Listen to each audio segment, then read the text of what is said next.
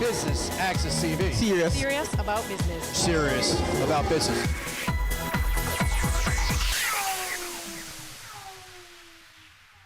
Business Access TV welcomes you to our coverage of the Tech Beach Retreat Regional Roadshow Mixer right here at Regis in New Kingston under the theme, The Future of Tech in the Caribbean. I'm your host, Amita Pasadbe. Please stay tuned for highlights.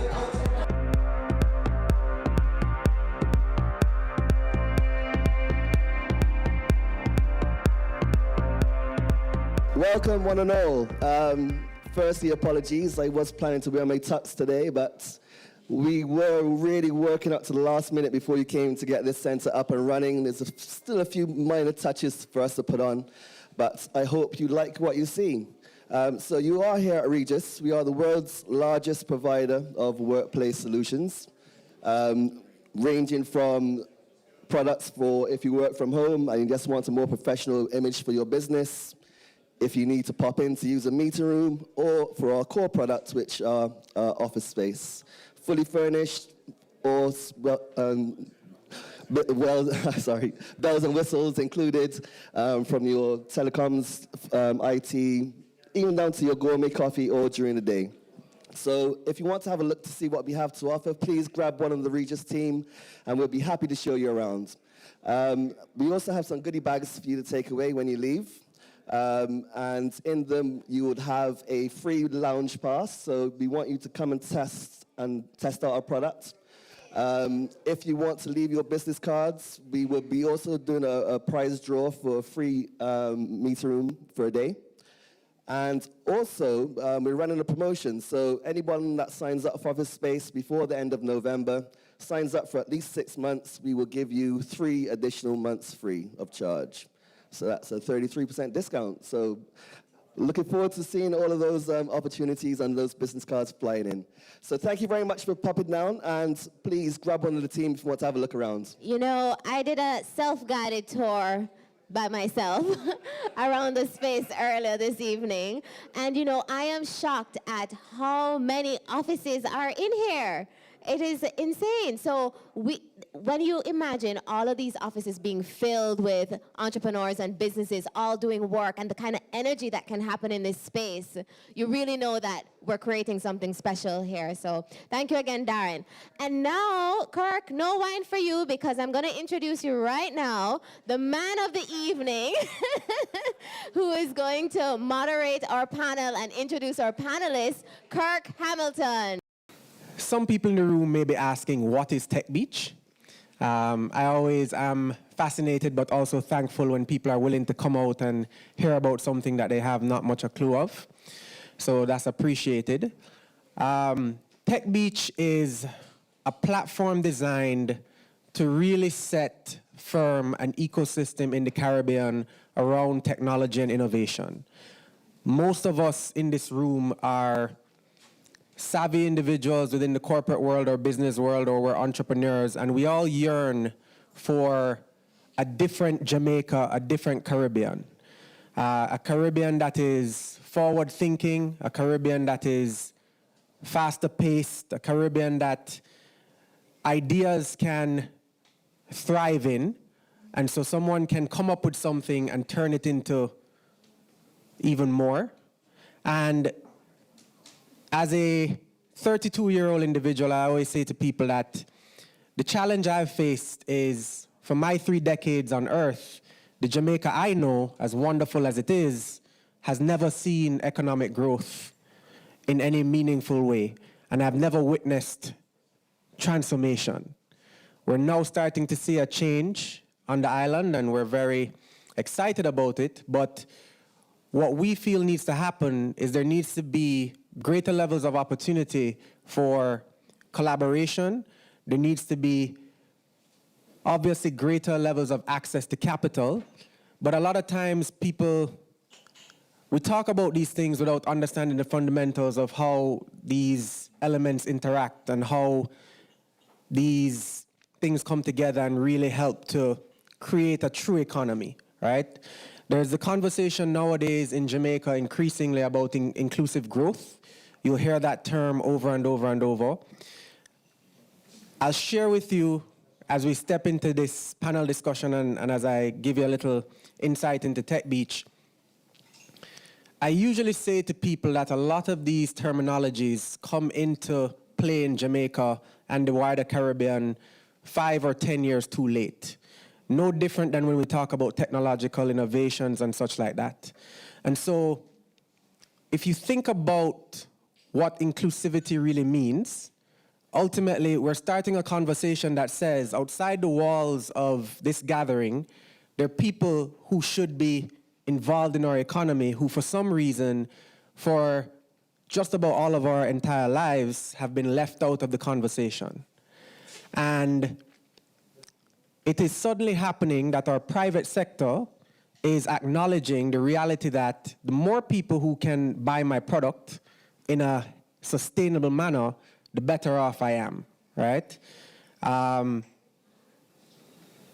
Personally, I don't think it's rocket science, but it is a shift and a trend that has happened in the world that has actually led to the creation of a lot of the platforms that we aspire to and want to see be successful in the region. So when you think about platforms like Airbnb and Uber and the conveniences that these things deliver to us, ultimately they're built on the pillar of inclusive growth, because what they're saying is we can democratize an industry, bring more people into it by utilizing technology to bring down the costs.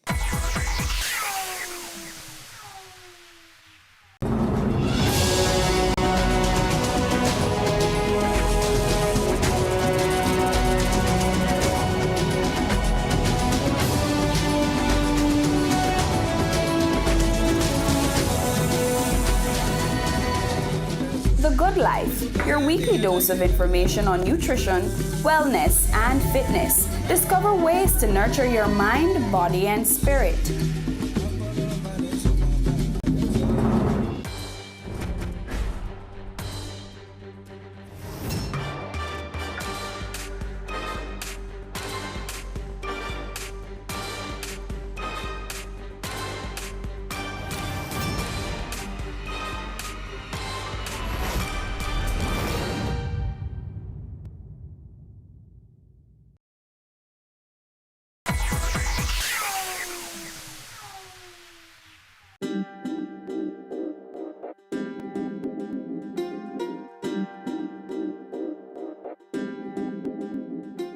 The theme of tonight was, or is, the future of technology in the Caribbean.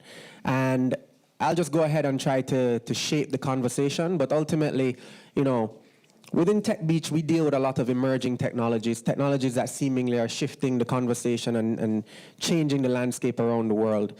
And what we really want to look at this evening is, where are we now? Where can we be? And I don't think it would actually hurt to discuss a bit where we're coming from. And I'll just set the tone by saying I think we've come a long way despite the way that we have to go. I recently started my own tech company, Innovate 10X. I do believe it's a world of digital opportunities right now. I've had left my safety of my 9-to-5 job. I had a very senior position at JMMB. And I think it was about time for me to look and see where I could actually, you know, see where I could make use of these opportunities. And the way I see it now, especially in the Caribbean, and I'll include the Latin American market, you're talking about 40 million people, right? And most of the solutions, digital solutions worldwide, if people buy them and try to implement them, they typically just don't work. Because what works in another country, their unique situation, is different from what exists in the Caribbean. And therefore, I see where there are opportunities for us in the Caribbean to still learn from what's going on elsewhere in the world, to partner with those that have actually gone before us and bring those solutions to the region. Being within the ICD group, which you can explain to folks the makeup of the ICD group, but being within an organization like that has been around for a long time, you're charged with leading transformation there, which includes a digital focus. I guess at an enterprise level, what do you see happening, especially within an enterprise level organization that has been around? Right. Okay, so thank you. Hi, everybody. Hi. Okay, everybody's plugged in. Great. So I think the perspective that I bring is actually a bit more unique than just being inside of ICD Group, because most of my working career has been away. And so I've been with ICD for the last 5 years, really charged with, as Kirk has said, transformation. And it started out as digital, but then what we had to create inside is what I think most companies here in Jamaica are missing the mark on, and that is recognizing that in order for digital transformation to be successful, there's a significant amount of people and cultural transformation that has to take place first. And why I say that I think that a lot of corporations are missing that is because outside of even digital transformation, I don't find that in Jamaica there is a significant amount of investment in people and culture, at least not when compared to other countries that I've worked in. And what happens is they tend to push the technology first, push for the change. You know, we need to automate, and you know, we have too many of these things not working, and too much paper, and too many books, and all of that. And so the CIOs will drop a new piece of technology in and say, okay, use that, right? And then everybody's like, okay, make my life more hell, why don't you, right? And so what I've discovered is that if you can enroll the leadership of the organization in where you're headed, from what does transformation look like when you actually have it, right? Then you can help with getting the people that have to actually deliver that transformation to help you get there. Lauren, I'd like you to give us, from the kind of startup perspective, especially in the age of bringing in completely new solutions into the market, what you see happening in the landscape and how you see things going at the moment. All right, thanks, Kirk, and good night, everyone. So I'm Lauren Peart, and I'm the CEO of Blue Dot, and we are a decision support services company. In other words, we provide insights via research and data to our clients. You asked initially, where we're coming from, and I think that, like you and I had discussions before, I think it's never been a better time to be an entrepreneur in Jamaica right now.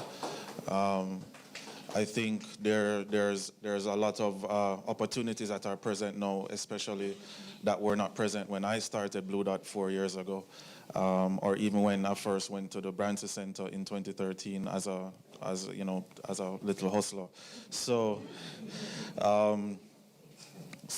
just things such as venture capital or angel investment, or even just capital and was non-existent. And now we have all of this capital that's available for young entrepreneurs like myself. SSL, they just invested in us, thanks Lamar. And the outlook is really good. What I would get to know is, I think everyone on this panel can actually give some insight into technologies that you think will drive the transformation in Jamaica. And this is definitely very open prediction, this is not a class, but I would love to hear from you all, as we hear about things like artificial intelligence and the blockchain and such like that. Before we get into that, I always have to raise this issue. So in Jamaica, it is nearly impossible to register IP that is not a portion or some sort of mechanical device, because the Patent Act is from 1860-something. So I think that's a good segue, because that is a prohibitor of tech here. It is nearly impossible, and I'm hoping that some people help me to lobby the government for that, from that point of view. Okay, great. So I think that it's really more basic types of technology that are going to really kickstart things here. And I say that because, I brought Lauren in a couple of times to pitch to different entities within the group. So for those of you that don't know, ICD has 9 groups within the portfolio now, right? And for the more traditional legacy companies, you know, data is really, really, really important. And so I find that any type of technology that has to do with business intelligence or analytics, I think that type of technology will be quite foundational and is something that people can buy into because they get it. They see how it's going to benefit their businesses. And so I think that he's actually in a great space. So anything that is doing analysis, I think for sure. I think cloud technologies is where it is. So the larger corporations, they would have gotten a head start because they're big, they have the large IT budget, they have this CRM system, Oracle financial systems and all that. The small enterprise, if they're smart, they can sign up maybe $30 a month US and have a very good CRM system for 5 users or an accounting system that rivals what some of these large organizations are doing. So you can actually have a very efficient organization that rivals the technology that other the larger institutions may have. The cloud technology, like Google technology in terms of sharing and collaboration, that's actually available to everybody. So a lot of these business people, they're so busy, you know, dealing with the sales and the accounting. Again, that's opportunities for entrepreneurs and tech companies to work with these small enterprises and show them that, look, I can really make it a lot more efficient. Robotic process automation has taken on like wildfire over there. It's like where you're giving each person their own personal robot. That's how they're actually pitching it now. But this again is cloud-based technology.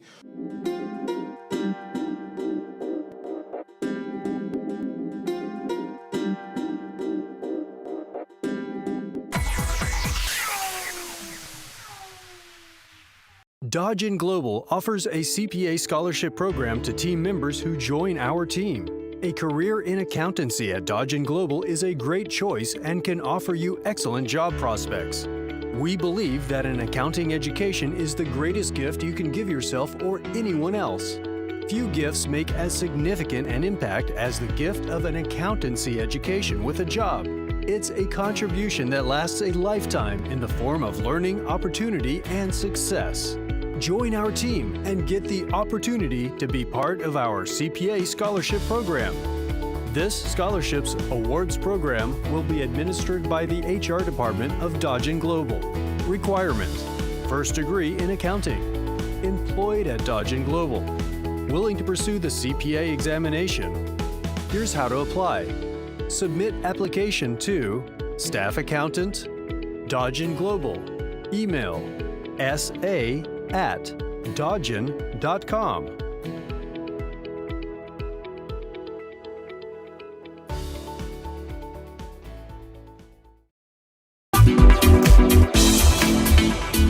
My name is Herbert Chung, Executive Chairman, Co-Founder, Honeybun 1982 Limited. You're watching Business Access TV, serious about business.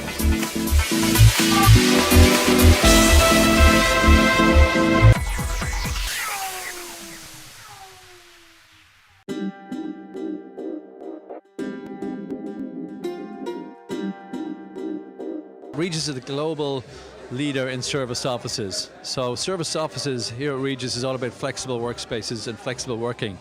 So businesses, young startups, entrepreneurs, or existing businesses who are looking for ready-to-use serviced offices where you pay one invoice a month and it's all inclusive. This is the place for you.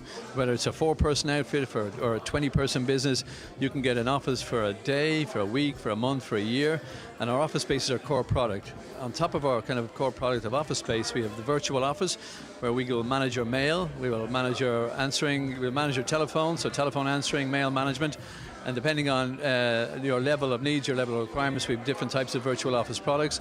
We also have meeting rooms, so clients in the center who need a boardroom or need a project meeting room. They can rent that for a half a day, for an hour, for 2 hours, and they get a discount as clients here. But it's also open to non-clients who need meeting rooms and want a very professional and productive environment.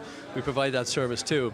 And then we've got business lounge membership, and that membership allows you access to 3,000 Regis lounges right across the world. So if you're a member here, if you're in Miami or London or New York or Singapore, you can go to a Regis Centre, you'll turn on your laptop and you'll connect to the Wi-Fi seamlessly. In addition to that, we've got co-working if you just want to rent a desk by the month.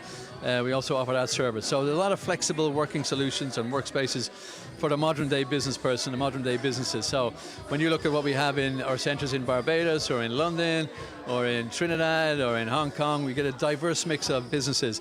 So we're very excited about launching here in Jamaica, launching here in New Kingston. And in a few weeks' time, we'll start to see the community here develop, and we'll start to see a nice thriving business centre happening here. It's going to be very interesting, the types of customers and the types of clients we get coming in our door. So tonight we explored what is happening in the global landscape from a technology and innovation perspective, and the possibilities for development here in Jamaica and the wider Caribbean. How these new innovations are affecting the global business environment, how it's affecting us. Ultimately, we started a discussion on how people in the Caribbean can start building their own solutions, what needs to happen for companies to start going from zero to big enterprise in little to no time, in the way that we've seen things happen with organizations that we all know like Airbnb, Uber, and such like that, which in many cases didn't exist 10, even 15 years ago. Ultimately, what we offer is an all-inclusive campus-style environment where the best in the Caribbean meet the best in the world. And the idea generally is that people are able to connect in a very meaningful way. It's a very immersive experience. We primarily explore emerging technologies, right? So we've sparked a conversation that is not very typical in Jamaica. Things like blockchain technology, robotics, artificial intelligence, augmented reality, virtual reality. But we look at them from a very practical level.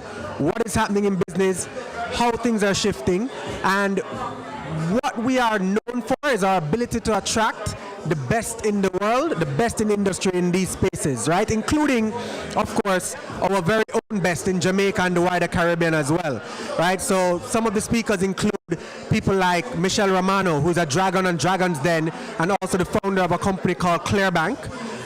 Founder of Vonage, a gentleman by the name of Jeff Pulver, who's joining our platforms for the second time. We have people coming from companies like MasterCard, Airbnb, Google, Facebook, and such like that. We actually have a official Facebook workshop happening at Tech Beach for digital marketers. But then on the other side, we have people like Nadine Matthews from NCB, who's leading the transformation of Jamaica's largest bank. We have people like the CEO of JMB Bank, Jerome Smalling. We have the CEO of BCIC Insurance, which is doing they're doing a lot of interesting things in the insurance space. A gentleman by the name of Peter Levy. So we also tend to look at what is happening on the ground and try and bring those conversations to the table as well, and give them a global platform to share what they're doing with the rest of the world.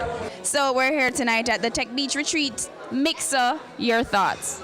I thought it was amazing. I mean, what Tech Beach is really good at is bringing the discussion that's happening at Silicon Valley and other places to Kingston, to Jamaica, and we did that again tonight. I mean, we talked a lot about how can we incorporate blockchain and AI into technology and into companies in Jamaica, and the insights that the panel gave were really, really good. So, all right. Talk to us about Tech Beach itself. You've been before. Yeah. What do you think? I've been every year that it has happened, and every year I can't walk away from the panels that are there because it's so engrossing to have the quality and the caliber of the people that are discussing at a very high level these changes that are going to affect every single human being for the next 10, 20, 30 years. So it's not missable at all. If you're interested in the trends in tech and the future of tech, you have to go to Tech Beach. There's nowhere else to go. Yeah. The center, Branson Center officially moved to Kingston in 2017 after being Mobay since 2011. How was the transition and why?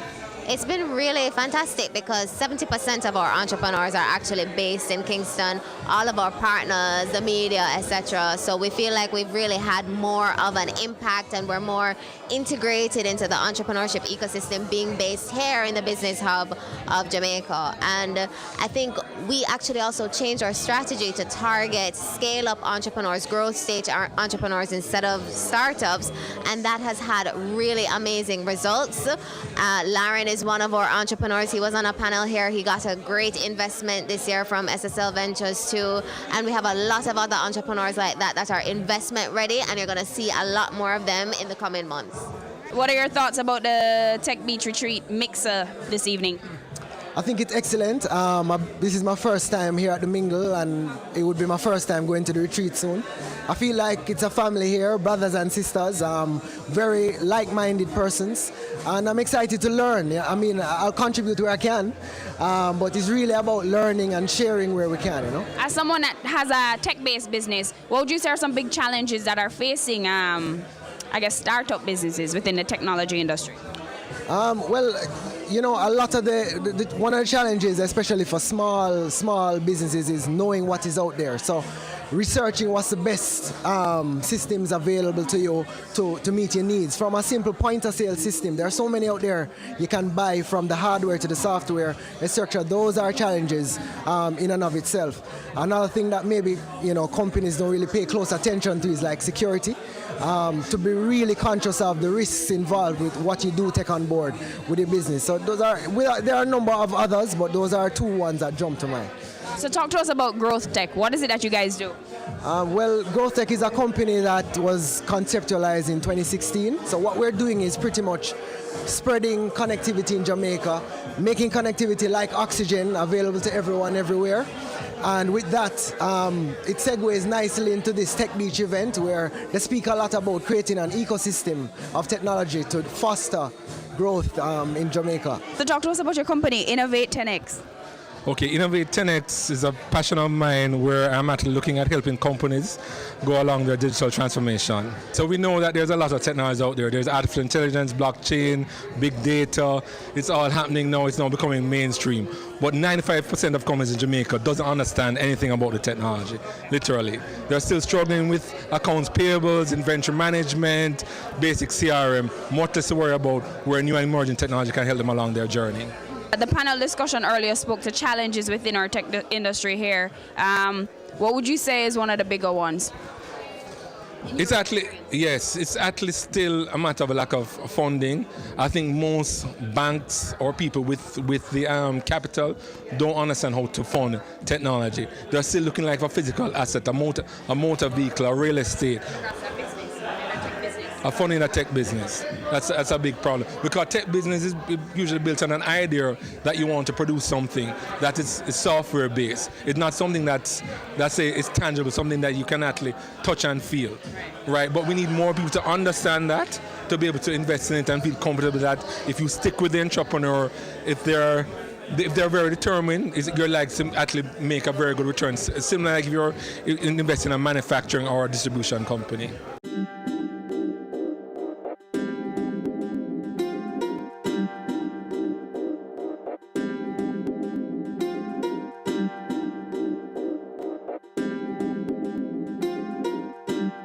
And that's it for Business Access TV's coverage of the Tech Beach Retreat Regional Roadshow mixer right here at Regis in New Kingston. I've been your host, Amita Pasadweb, and thanks for tuning in. You're watching Business Access TV, serious about business.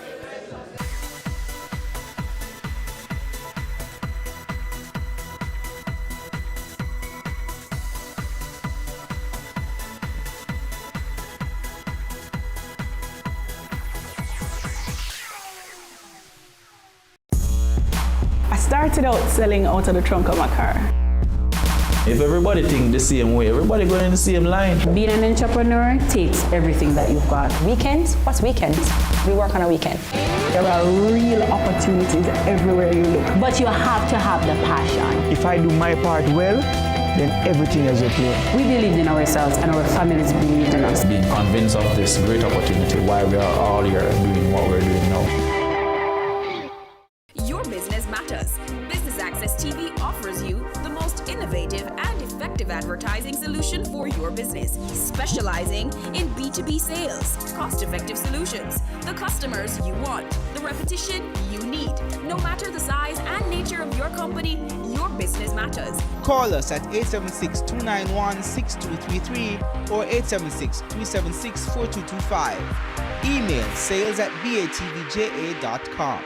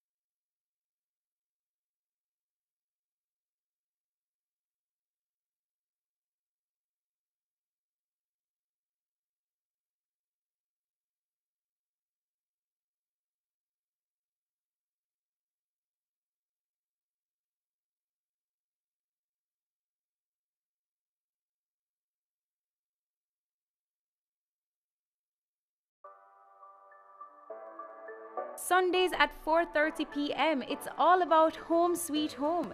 Get your half-hour dose of the business of real estate, from laws and concepts to reality, building, buying, or renting. Or what about trends in decor or renovations? Home Sweet Home will keep you up to date.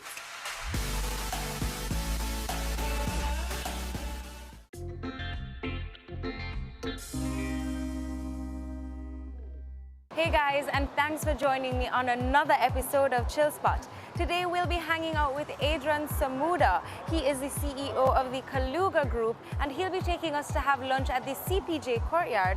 And then afterwards it will be on to Jam Zone for a game of bowling. So don't go anywhere, much more Chill Spot after this.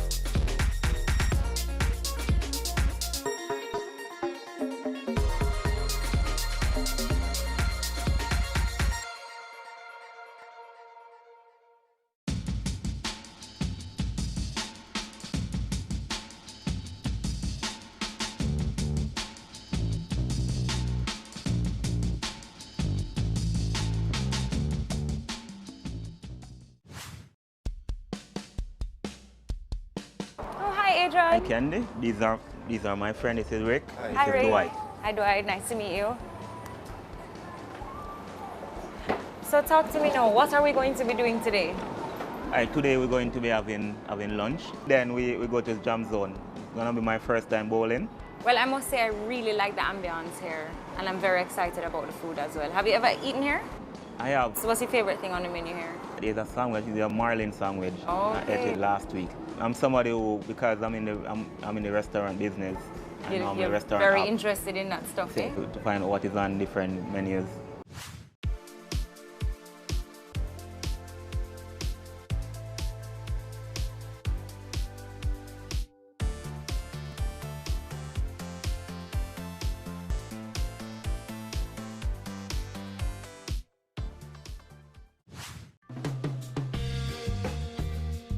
Now you're the CEO of the Kaluga Group. What exactly is the Kaluga Group? Kaluga Group is two companies, Kaluga Cafe and Kaluga Gourmet Access. Kaluga Cafe is the first company which was formed in April 2014. It's a restaurant and a casual diner located in Old Harbour. But over the years we have identified the need for catering, which clients have always been asking us about food to be served at their home or at weddings. So the company Kaluga Gourmet Access was formed in June 2015. Now why Old Harbour for the restaurant? I am from Old Harbour. It's a good reason. Yeah, it's a good reason. And Old Harbour is the fastest growing place in the English-speaking Caribbean. So the question is, why not Old Harbour? Right. Now, prior to opening the restaurant and launching out on your own, you were working in banking. Talk to us about the transition. My first degree is in food and beverage management. But, leaving college, you're looking at your first job. Yeah. So Scotiabank was actually the first answer to the wide variety of resumes that were sent out. And I developed a liking for the banking sector. I started getting promotions and going into different departments. So I spent 7 years at Scotiabank, but the passion for food and beverage was always there. Right. From teenage years, I always wanted to open a restaurant. And so in 2012, I started to do my survey at Old Harbour to assess if Old Harbour really needs a Kaluga Cafe. And the answer was yes from the questionnaires that were distributed. What's behind the name Kaluga? Kaluga is the name of the biggest freshwater fish. And Old Harbour is known for fish. Okay. It's a fishing village.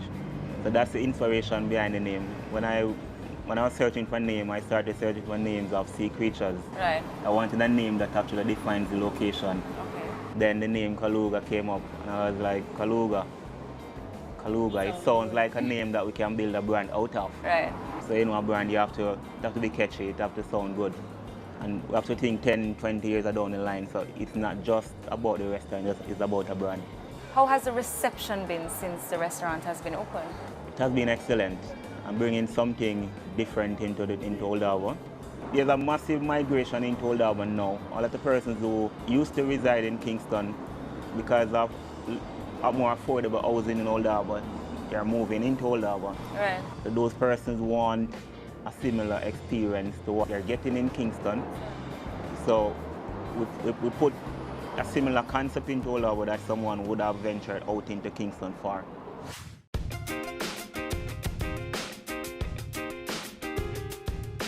Now you've been recognized by the Observer Food Awards. Talk to us about that achievement. We won the food awards for the Parish Gem of St. Catherine in 2015. So there's nowhere else in St. Catherine to go but Kaluga, is that what you're saying? There are places to go, but Kaluga is the premier spot. And in 2016, yeah, we were awarded again one of the most talked about restaurants in Jamaica. Okay, congratulations. Thank you. Now, you went from having a stable income in corporate to an unstable one, so to speak, as an entrepreneur. How was that transition? This transition was easy because it starts from the mind, and my thing was always entrepreneurship. Even while being at the bank, I was always doing something on the side. Right. I would always have a love for entrepreneurship. So it was just about when. When was the right time? When was the right time?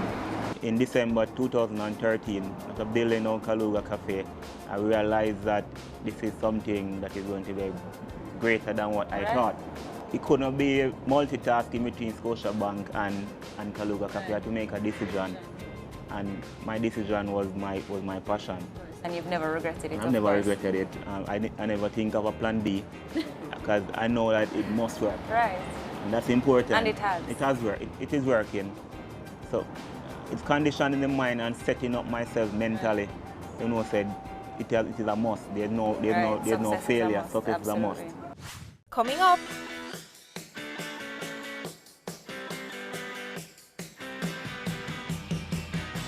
The way the system is set up, you have to fail to learn. Right. You have to go through challenges to learn. And oftentimes, challenges cost money. M&A Strategy and Advisory. Are you planning for a merger or acquisition? M&A transaction. The decision to embark upon an M&A transaction is not one to be taken lightly. Whether pursuing a merger or acquisition, or considering a disposal or divestiture, the complexities of an M&A transaction require careful planning and execution. Clients can depend on our specialist teams to lead or support transactions requiring specific expertise on issues including business modeling, fast-track M&A, economic consulting, and government public sector advice. With deep experience, knowledge, and tools, Dodge & Global can meet stakeholder targets and expectations. Dodge & Global consulting teams can help you make smarter, more effective decisions. Let's have a conversation. Contact us at email info@dodgen.global. Website https://dodgen.global. In this one degree, you're able to do many things. I think the field found me. I'd rather work with the deceased than work with the living. Let us open your mind to careers you've never considered. Manager, model maker, Game technician, animator, empowerment. Career moves. Anywhere money is, that's where I am. I started out selling out of the trunk of my car. If everybody think the same way, everybody going in the same line. Being an entrepreneur takes everything that you've got. Weekends? What's weekends? We work on a weekend. There are real opportunities everywhere you look. But you have to have the passion. If I do my part well, then everything is okay. We believed in ourselves and our families believed in us. Being convinced of this great opportunity, why we are all here doing what we're doing now. Your business matters. Business Access TV offers you the most innovative advertising solution for your business, specializing in B2B sales, cost-effective solutions, the customers you want, the repetition you need. No matter the size and nature of your company, your business matters. Call us at 876-291-6233 or 876-376-4225. Email sales@batvja.com.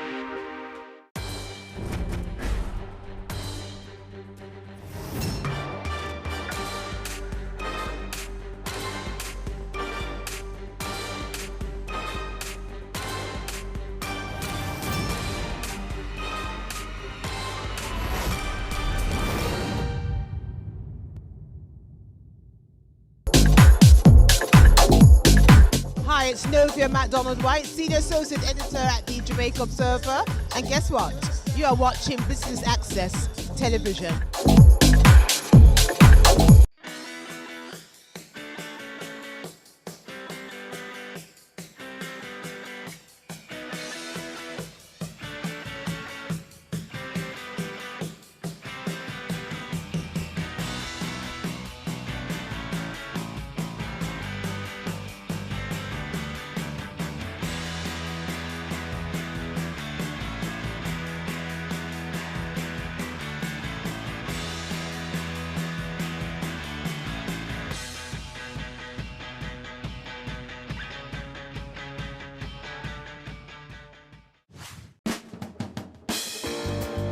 So have you guys been out to Kaluga Cafe? A number of times. What's your favorite thing on the menu? Shrimp pasta. Shrimp pasta? What's yours? Chicken. Chicken pasta. Chicken pasta. Pasta lovers. Pasta lovers over here, man. The guava cheesecake. Guava cheesecakes. They have all kind of desserts out there too. You have to give the consumers what they would have ventured to Montego Bay or Kingston for. We couldn't have gone into Old Harbour and give them Right. the regular fried The regular fish stuff. and fried chicken. But you No. mentioned the name being, having to do with fish. What about the seafood? You guys have seafood on the menu? Yeah, we sell a wide variety of seafood. Your lobster, your fish, shrimps, etc. So when you don't try the lobster and the fish gone out there going to eat pasta? I mean, you can try it. I'm not a lobster. I'm not a shrimp guy. I'm a chicken guy. You're a chicken guy.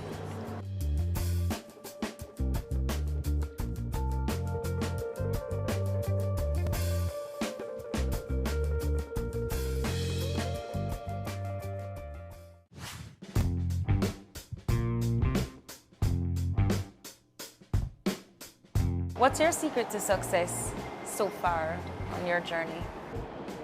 I think the people factor in the business is the most important. And reading, continuous reading. And just acknowledge that there's nothing such as failure. I've learned to, if I lose money to a project, I look at it as, okay, I just finished a course. Right. This year I've gone through some challenges, so I look at it as I did my PhD. Right. Okay. It would have cost more to do the PhD or so on. You have to pay to learn. But that's my secret. Go through it and learn from all the lessons, learn from your mistakes. You know that you don't repeat it. And every challenge that you go through, you should come out stronger.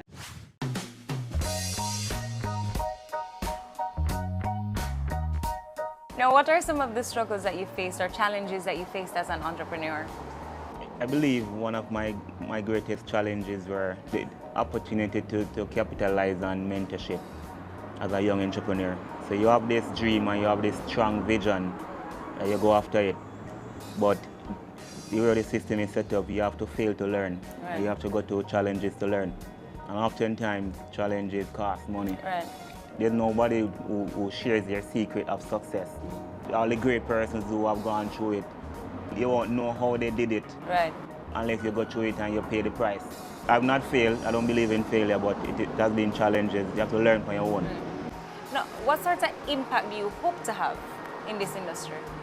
Just as though I went into love and changed lives, made a difference, I want to be an entrepreneur that makes a difference in whatever field I enter into. You mentioned something about mentorship. Do you have a mentor? I don't have a mentor. I've just completed coaching from an entity. That's the closest to a mentor. But So you are going to be a mentor? I would love to be a mentor because I realize that that's one of the greatest challenges that especially young entrepreneurs face right now. You have a dream or you have a vision, but a lot of reasons for failure because persons do not have someone to show them how to be successful and the guidance. It's not because there's not a great model. It's lack of mentorship. Nobody, the great person, not telling you how they did it. And finally, where do you see yourself in 5 years professionally? I am looking to go to the junior stock exchange. Okay. That's the plan. Go to the junior stock market. To continue to build the brand, position the brand properly, and 5 years sell shares and reap the reward. Coming up.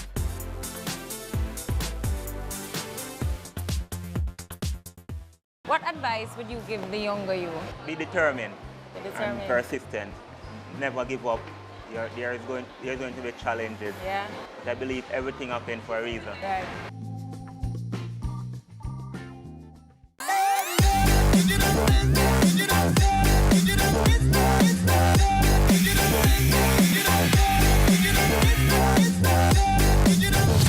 This week on Home Sweet Home, we go around Jamaica to visit a few of our most historical homes, each with their own little story.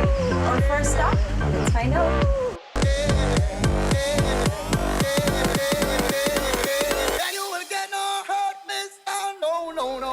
Your business matters. Business Access TV offers you the most innovative and effective advertising solution for your business, specializing in B2B sales, cost-effective solutions, the customers you want, the repetition you need. No matter the size and nature of your company, your business matters. Call us at 876-291-6233 or 876-376-4225. Email sales@batvja.com. Cameo takes you behind the scenes of Jamaica's exploding creative industries to give you an insider's look at how creatives get the job done. I'm really picky about how we treat our customers. As creative people, we went a little bit over the top. Each week, we interview innovators leading the charge in their industry. The chaos of creativity meets the stricture of structure on Business Access TV's Cameo. Michelle Chung, CEO and co-founder of Honey Bun in Jamaica, and you're watching Business Access TV, serious about business.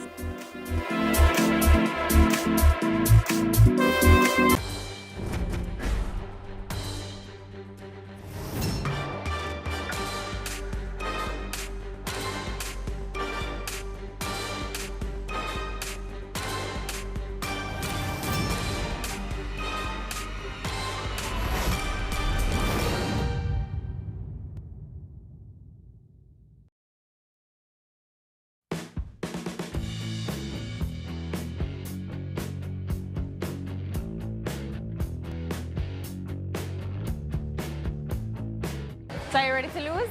Yeah, if you can beat me. No, I know I can beat you.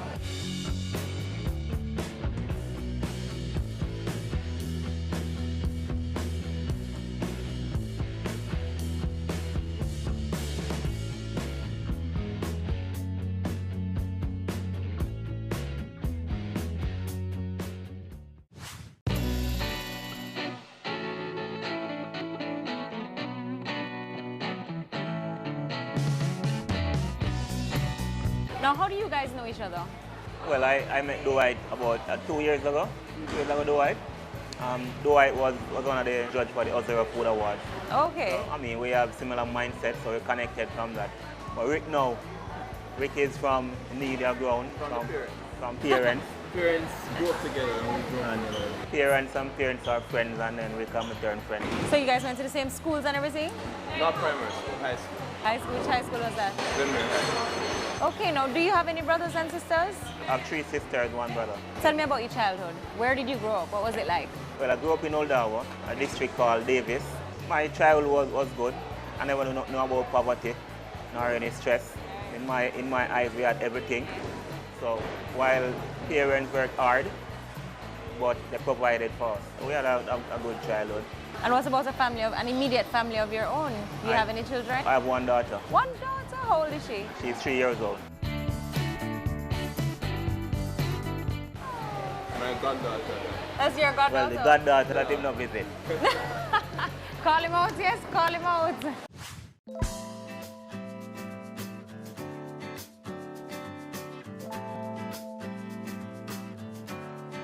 What would you say is the most memorable childhood memory? When I actually passed English language. You didn't expect to? That I didn't expect it, but it was one of my weakest area. English language was what was preventing me from starting university. When I got the results, and I realized when I looked on the slip and it was amazing. I felt a great feeling because knowing the struggle that I'm going through to pass this one subject for me to go to college. But my house from the gate is about less than quarter mile, and I started to call my mom from out there. Mommy, mommy, mommy, me pass. And when I finally reached her, you could see the joy in her face. So that was it. Yeah, man. Every time I remember anything, that was the moment. Now, what else do you guys like to do for fun? I'm a park person, so when he has sipping, I go down there and chill at night by the restaurant in general. And you and Dwight like to what, read books together? We talk about business a lot. How we're going to take over the world, right, Dwight? If I want to talk about business, the first person literally that comes to my mind is Adrian. Adrian is a very reliable person. I don't have to tiptoe around any particular subject matter. I can start him because he's non-judgmental and he's consistent. And what I love most about him is that philosophically, we don't talk about people. So what I love about him is that he has a very pure spirit about people. He's a very, very good friend to us. And would you agree with what he has said? I do. Adrian, as you said, we've grown up over the years. He's, considered to be my best friend. Somebody else kind of gets close as well, but we're still virgin, you know? I kind of have a choice now who's to be the best man. He's a professor. He's a professor. Clearly. But he has his head on his body. As I said, well-driven and goal-orientated. He's someone I can depend on, as Dwight said, and in circumstances as well, I've had situations where I have to call upon Adrian and say, X, and it's there, And I think he looks at me the same way as well as I wouldn't be the godfather of his daughter, although that's a different story. Me and Adrian's friendship, unlike Dwight, where they might communicate often, is one where we don't have to talk to know that the relationship stays the same. Right. Well, I hope your head not swelling too much, because that was a lot of good things. You've left a very good impression on the people that you've touched in your life. Thanks to Business Access TV.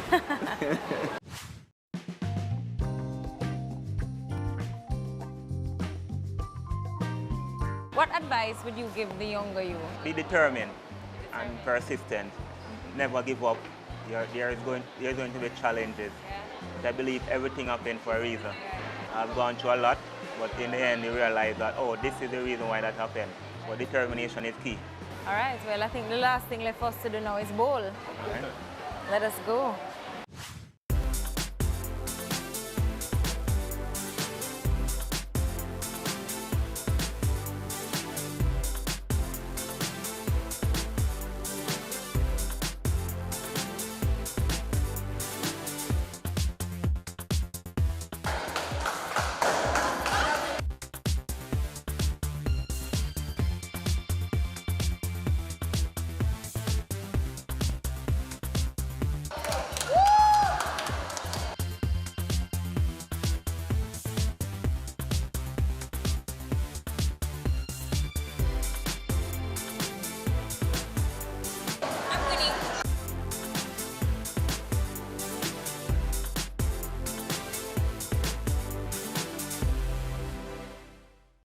And that brings us to the end of another exciting episode of Chill Spot, where we hung out with Adrian Samuda, CEO of the Kaluga Group. He took us to lunch at CPJ's Courtyard, and then it was on to Jam Zone for a game of bowling, which I won, might I just point out.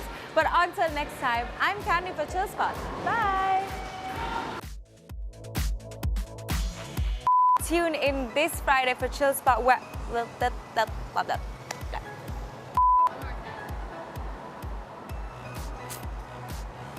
It was a good take, it was a good take. Do you have any children? I have one daughter. One daughter? How old is she? She's 3 years old. My goddaughter. That's your Well, goddaughter? the goddaughter that him no visit. Call him out, yes, call him out.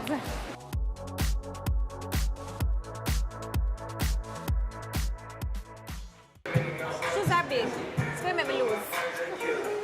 A bare space. M&A Strategy and Advisory. Are you planning for a merger or acquisition? M&A transaction. The decision to embark upon an M&A transaction is not one to be taken lightly. Whether pursuing a merger or acquisition or considering a disposal or divestiture, the complexities of an M&A transaction require careful planning and execution. Clients can depend on our specialist teams to lead or support transactions requiring specific expertise on issues including business modeling, fast-track M&A, economic consulting, and government public sector advice. With deep experience, knowledge, and tools, Dodge & Global can meet stakeholder targets and expectations. Dodge & Global consulting teams can help you make smarter, more effective decisions. Let's have a conversation. Contact us at email info@dodgen.global.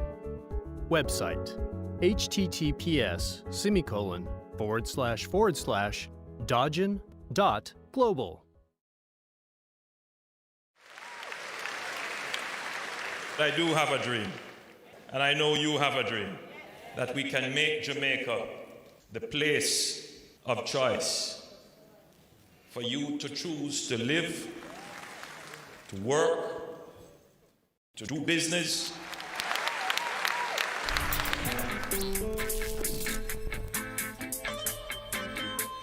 We are going for the Jamaica we want.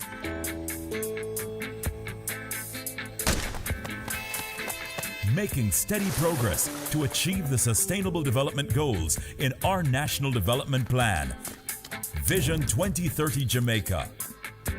We have teamed up with valued partners, working through strong institutions to reduce inequalities in our society. We commit to being responsible in our production and consumption, ensuring we build sustainable communities in harmony with nature. Jamaica is making significant strides in providing quality, lifelong education for all, enabling our people to be engaged in decent work to drive economic growth, equipping men and women with the skills to build resilient infrastructure, promote sustainable industry, foster innovation, and utilize new technologies. Urgent action is being taken to manage natural resources responsibly, protecting clean water sources, ensuring access to water and sanitation for all, diversifying to alternative energy sources, conserving our environment, and sustaining life below water and on land. Jamaica is making moves to ensure healthy lifestyles for the well-being of our people. We're promoting sustainable agriculture to achieve food security, improve nutrition, and end extreme hunger, putting in the work to end poverty in all its forms. We're on track in achieving our Sustainable Development Goals through realizing our Vision 2030 Jamaica. We will leave no one behind. And I'm chilling right now because we're winning right now.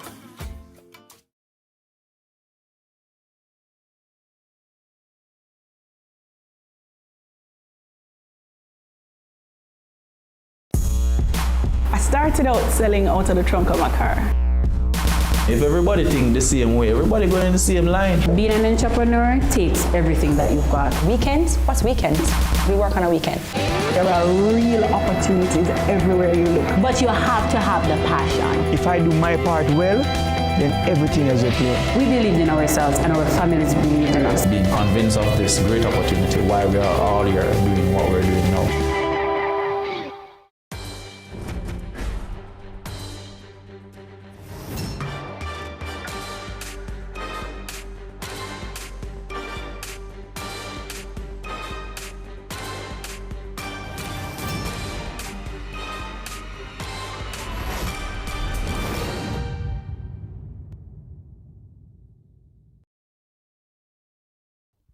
CARICOM News Time is brought to you by Dodgin Global.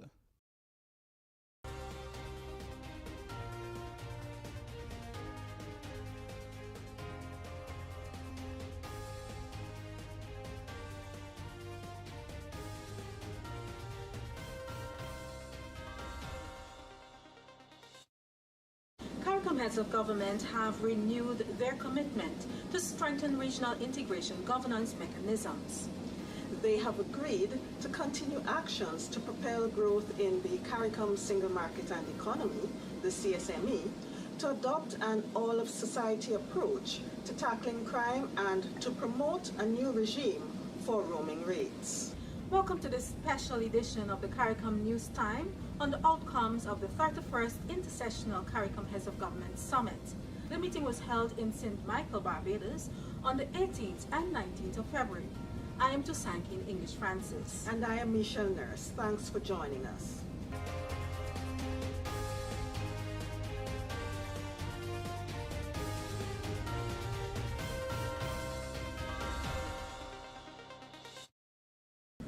Mindful of the need to address issues of implementation in the community, heads of government have agreed to take stock of the actions undertaken since the 2003 Rose Hall Declaration. The declaration was adopted at the 24th meeting of the conference in Montego Bay, Jamaica. It outlined specific measures to fulfill the aims, objectives, and undertakings of the revised Treaty of Chaguaramas. We are firm of the view that we need to enhance our governance mechanisms, and to that extent, we've asked Prime Minister Gonzalez to be able to pull on technical working groups that were hitherto presented to heads of government and that may bear revisiting again because of the need for us to guarantee implementation across all of the member states. Prime Minister Mayor Motley, the chair of CARICOM, anticipates that the report of that review will be ready for the July Heads of Government Summit. The heads of government have agreed to simplify administrative arrangements to enhance the efficiency of the free movement regime of the CSME. Prime Minister of Dominica, the Honorable Roosevelt Skerrit, who holds responsibility for free movement in the CARICOM Quasi-Cabinet, will lead that charge. As they pursue the inclusion of the private sector and labor in the CSME, the heads of government reviewed two comprehensive reports that assessed and provided recommendations on food security, renewable energy, air and maritime transport, and information and communication technology. The report that came sets out a pathway towards our being able to work towards substituting 25% of our food import bill, which at the current moment stands at about $5 billion US, that we would look to cut out 25% of that within the next 5 years. What was heartening is that they had a clear plan across livestock and crops, 7 key areas that would save the region $420 odd million US, but also would have the potential to be able to earn foreign exchange outside of the region. Now, this will require action on the part of private investors at all levels, but it would also require further action on the part of governments and the community to make it more seamless for that kind of production integration to take place from Guyana and Suriname in the south to Jamaica in the north, from Belize in the west to Barbados and the Eastern Caribbean islands in the east. The Conference of Heads of Government of CARICOM has agreed to enable the CARICOM Development Fund to raise additional money from a wider range of options in order to carry out its mandate. The CDF was established under Article 158 of the revised Treaty of Chaguaramas to address disparities in countries, sectors, and regions which may result from the implementation of the CSME. The heads have acknowledged that even though member states are committed to recapitalizing the fund, they have also acknowledged that it would not be enough in the face of a number of challenges. Executive Director of the CDF explains the range of options the fund is exploring for recapitalization.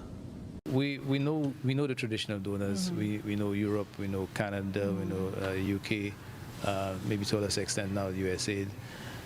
We have been talking to individual European countries that have, for example, Finland. We had, in a way, we had them targeted as a non-traditional donor. Luxembourg. We were successful in getting financing from some of these under our first cycle. We are at the stage now where we are going to approach some of them as well for replenishment, for part of the replenishment, and maybe into the third cycle, but also looking at, say, China. UAE, and we've had discussions. We've done a partnership with the UAE, for example, on a particular project. And in terms of non-traditional methods of raising finance as well, is to consider floating a bond, a growth and resilience bond. So as we try to keep up with the realities, fiscal challenges facing the countries, this is an option that we have to look at. As member states seek to diversify their economies and build the financial services sector, the arbitrary imposition of tax governance and money laundering rules continues to be a sticking point.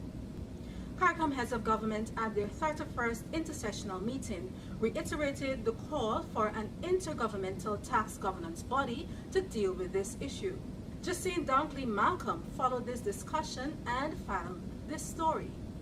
In his remarks at the opening of the meeting, Prime Minister of St. Lucia, the Honorable Alan Chasney, reported that in light of the threat to financial institutions of losing critical relationships with banks in the United States, the matter was taken to Washington by a delegation led by Antigua and Barbuda Prime Minister, the Honorable Gaston Brown, following a meeting that was held in St. Lucia. I can report that we have moved the needle on de-risking and that the OECS is working on a single compliance department. We were able to draw the attention of the members of the Financial Services Committee of the United States Congress and senior representatives of major U.S. banks, including the Bank of America, to the catastrophic effect which the stringent measures being imposed on domestic banks by correspondent banks in the United States and the negative impact which the withdrawal of such services was having on economies in the Caribbean member states. Prime Minister Chasney also reported that another CARICOM delegation interfaced with the European Union on the troubling issue of blacklisting. He stated that member states of the community continued to take the necessary steps to comply with the demands of the regulating agencies. But while they do, countries in the region were still being penalized. According to him, some countries remained on a grey list, while one member state still remained on the blacklist. At the end of meeting press conference, CARICOM Chair Prime Minister Mia Mottley of Barbados said that the heads had agreed to consider legal recourse to the matter that impinges on fiscal sovereignty of member states. The issue of crime and security received significant attention in the CARICOM Heads of Government caucus discussions at the 31st Intersessional Summit in Barbados.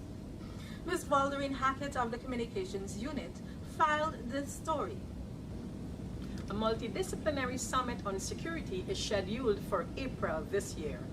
This announcement was made by Chair of the Caribbean Community, the Honorable Mia Mottley, Prime Minister of Barbados, when she addressed the press at the close of the 31st Intersessional Meeting of Heads of Government on 19th February in Barbados.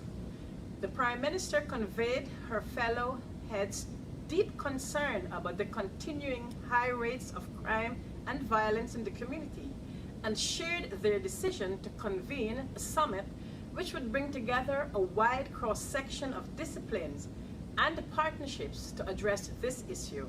You cannot solve this problem purely through law enforcement, and that we recognize that the source of the problem is a broader societal problem that requires a societal solution, of which the government is only but one of the players.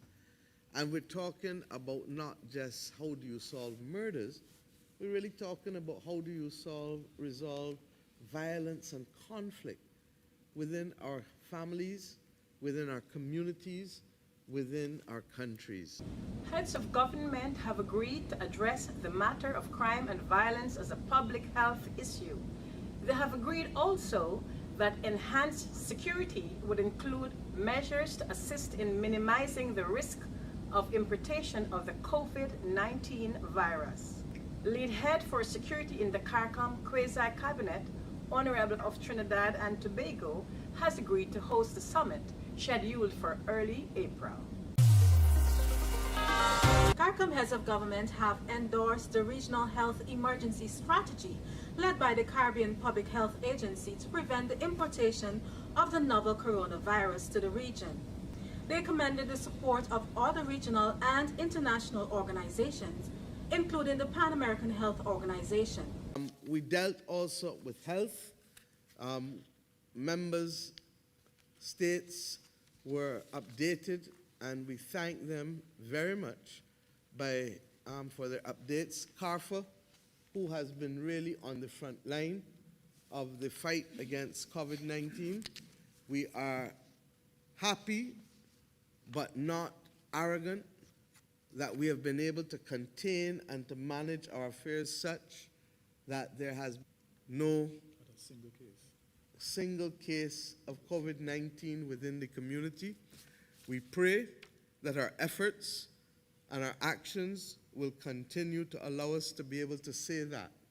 But we are conscious that we continue to have to be eternally vigilant with respect to this matter in order to be able to provide the best possible protection to our populations. Heads of government expressed sympathy and support to the government of China as it continues to contain the virus at ground zero of the epidemic. They thanked the Chinese government for ensuring the safety and well-being of CARICOM nationals in China and for their offer of support to boost the capacity of the region to respond to the threat of the COVID-19. The conference mandated the CARICOM Secretariat in collaboration with CARFA to explore the offer from China.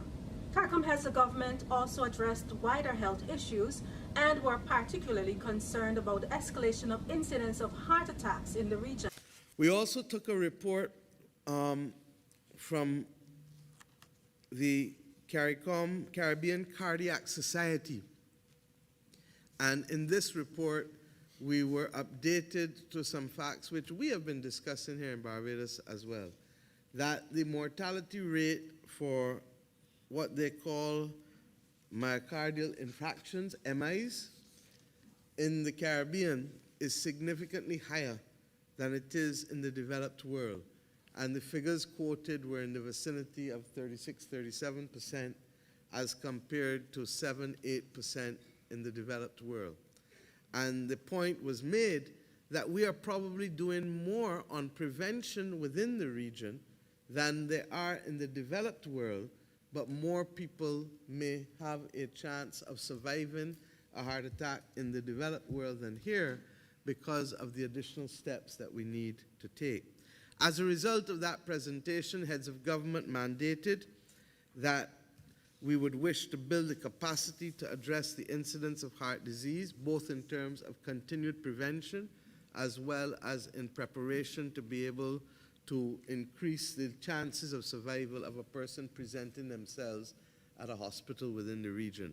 And to that extent, we've mandated the Secretariat, CARFA, and the Caribbean Cardiac Society to produce a draft regional strategy aimed at identifying this and other critical public goods, regional public goods, essential for operating the strategy so that we can reduce the mortality rate.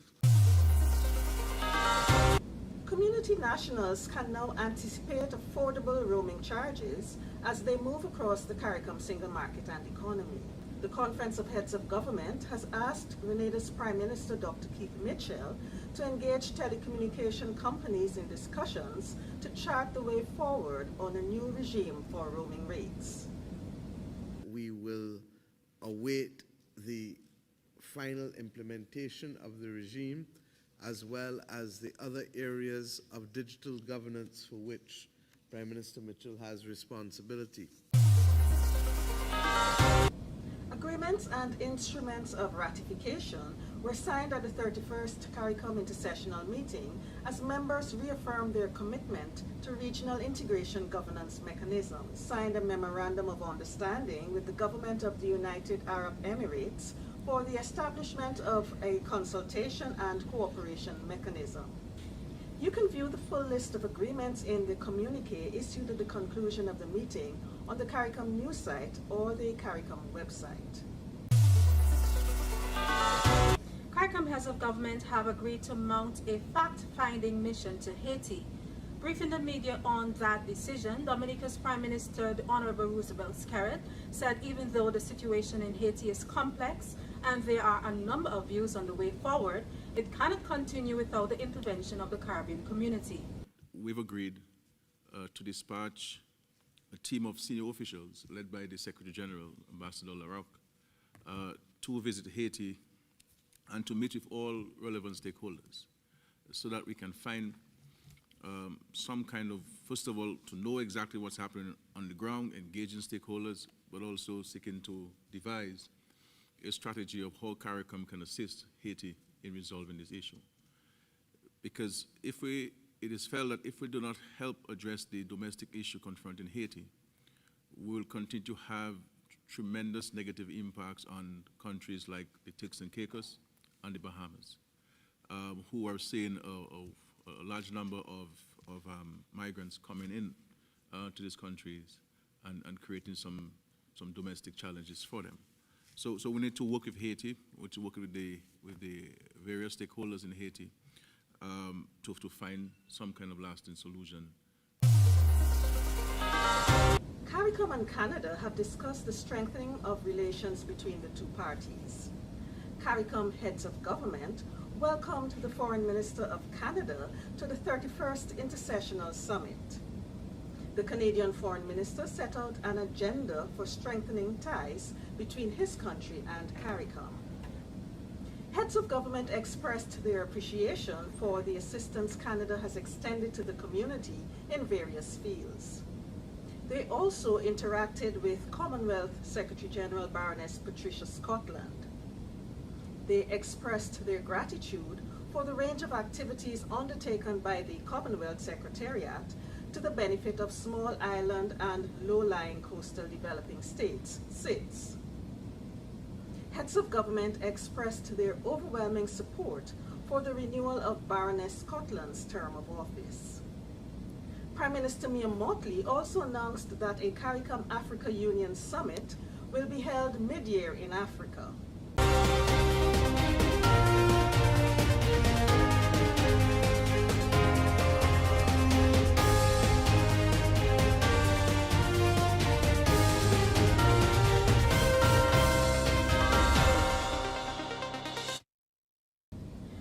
Much more on the Intersessional CARICOM Heads of Government Summit on the CARICOM news site at today.caricom.org and the CARICOM website at caricom.org. Like us on Facebook, follow us on Twitter, and be sure to subscribe to our YouTube channel. See you next time.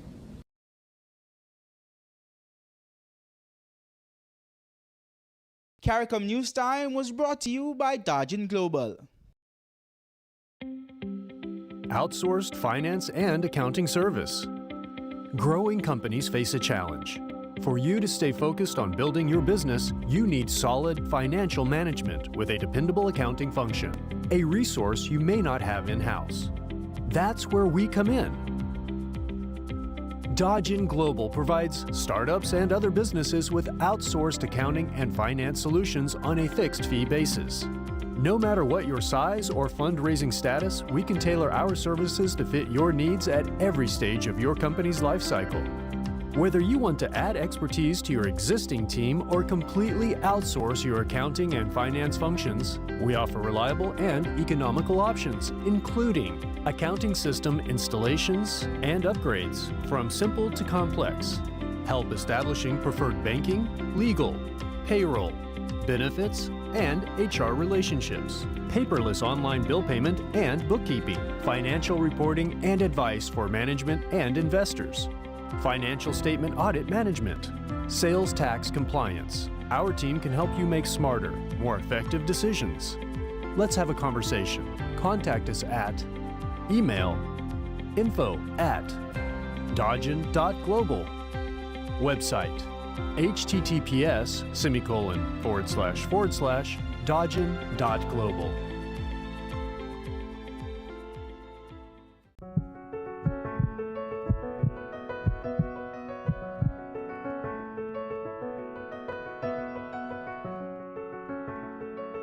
It's arguably the most significant invention to come out of Jamaica in the last 2 decades.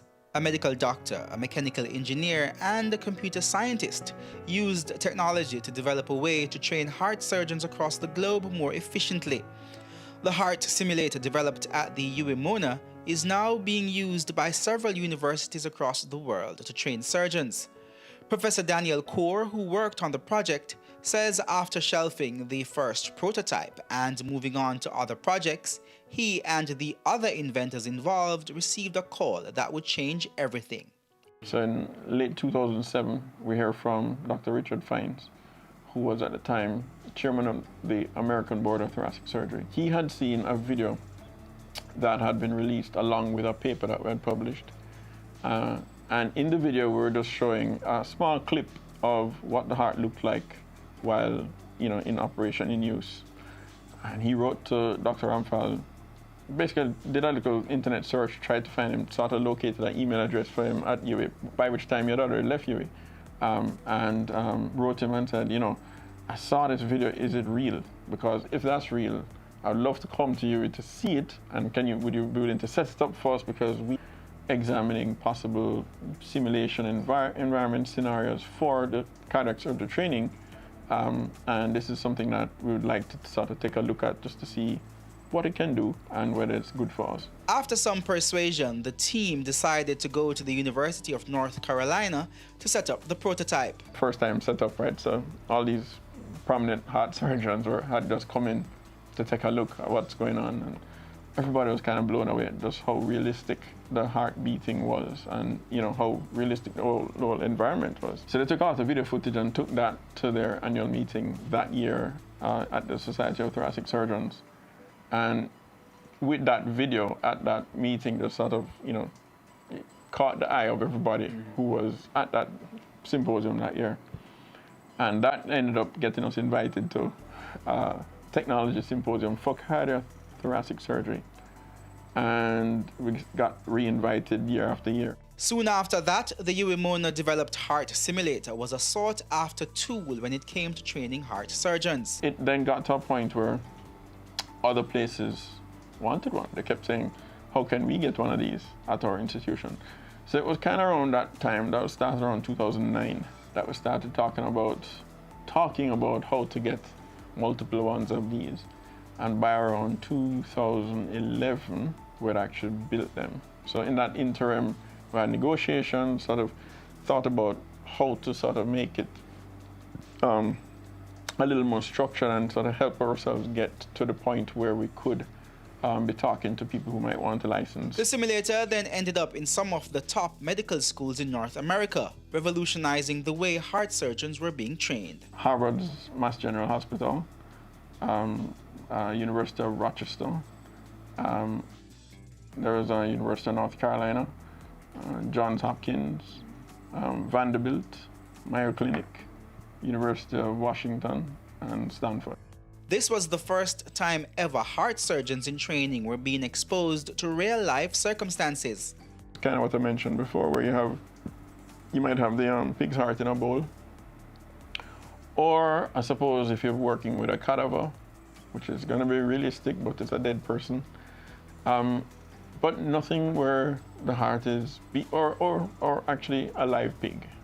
that is the closest that you could come if you wanted to get a full-blown operating room scenario where you are standing around, there's a apparently living, beating heart, and you have to give the right instructions, and you have somebody controlling a pump, somebody controlling anesthesia, you know, and then you have your partner in front of you, you're supposed to be giving the right instructions, and you're learning not just the specific procedures, but also the management of your team. The only way you could really reconstruct that without having a real patient on the table was a live pig. That was the closest you could come. So what our simulator was providing these guys with was a context in which they could reconstruct any scenario they wanted, when they wanted, at the time they wanted. So from the purpose of teaching, if today's lesson was to teach you something that hardly ever happens, they could make sure it's scheduled what's going to happen because you set the simulator up to deliver that. So for them, that was a great opportunity to change how training in cardiac surgery could work, right? And at the same time, you're getting this high fidelity model, right? So you're not putting any patients at risk. You have this model that looks real. It bleeds when you cut it. It has a pressure. It shows you a computer trace that looks like it's a real trace on a monitor. So for all intents and purposes, just because you set it up, you know it's not real.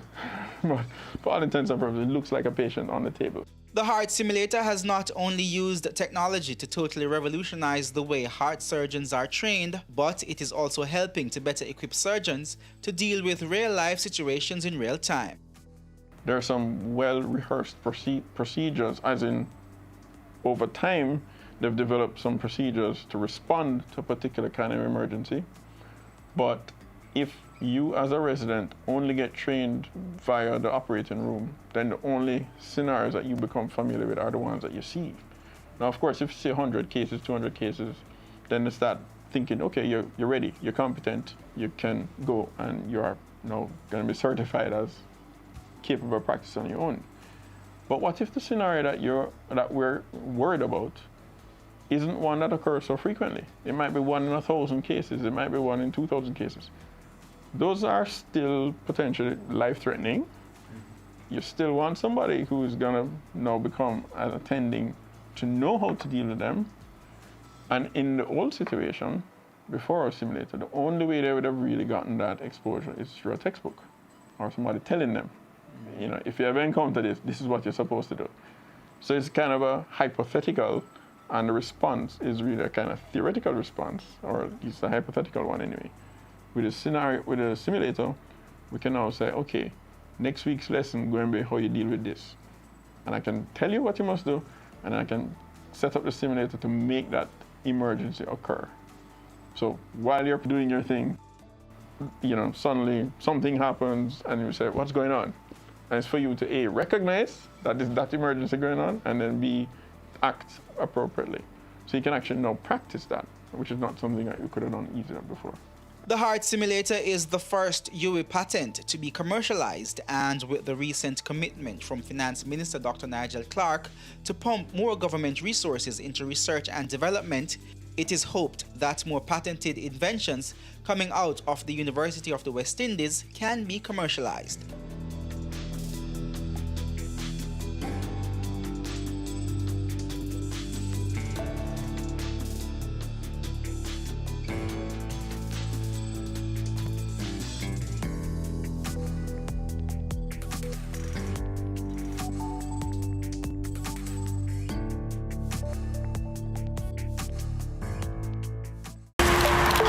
Takes you behind the scenes of Jamaica's exploding creative industries to give you an insider's look at how creatives get the job done. I'm really picky about how we treat our customers. As creative people, we went a little bit over the top. Each week, we interview innovators leading the charge in their industry. The chaos of creativity meets the stricture of structure on Cameo. Your business matters.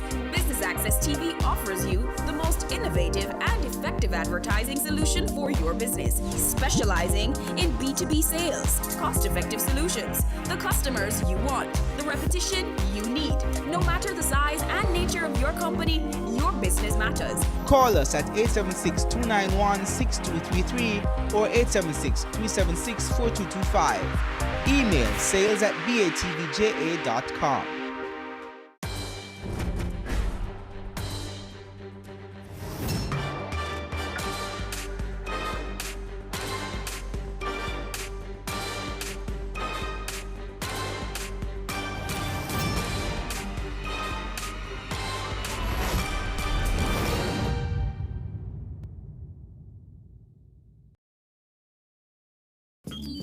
If you grew up in Jamaica, start with a hot beverage, and regardless of what it was made from, it was called tea.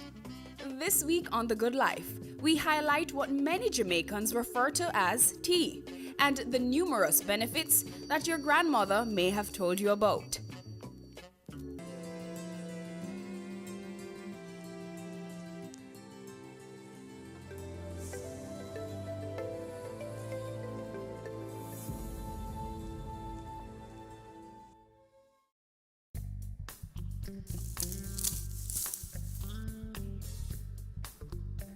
My name is Norman Wright. I am the Managing Director of Perishables Jamaica Limited, and we manufacture teas under the Tops and Sipper Cuppa Ital Jamaican brands.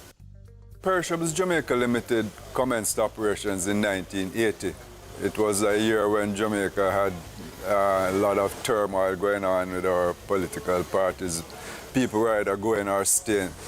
And I chose to stay in Jamaica and start Perishables Jamaica Limited with what was 300 Jamaican dollars, the equivalent of 175 US dollars, and at today's rate of exchange it would be about $23,000. We made that start, we planted that seed, we have watered it and watched it growing in the 37 years, and we are extending the brand with the Sipper Cuppa range. We in Jamaica look at every hot beverage other than coffee as tea. So you have cocoa tea, chocolate tea, you have peppermint tea and bush teas.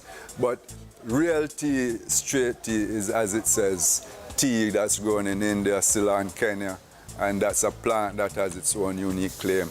We loosely, globally still refer to hot beverages as teas, but they're really tisanes, as the proper classification is. We, as a people, have a rich heritage of healing herbs, and over time we have lost a lot of that knowledge because we have adopted the Western lifestyle, and so black tea is a Western style and we adopted it.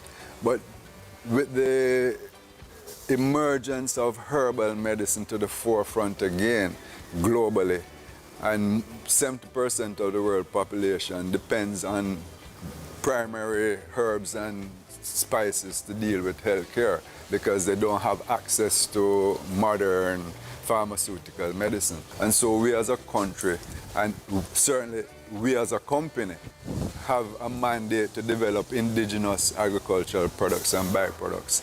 And the herbs and spices niche is real.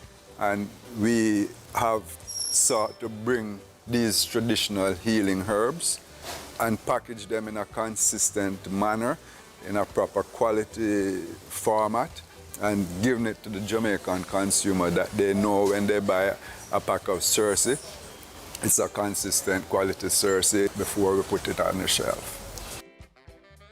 Guinea hen weed. If you smell it, it's actually loaded with sulfur.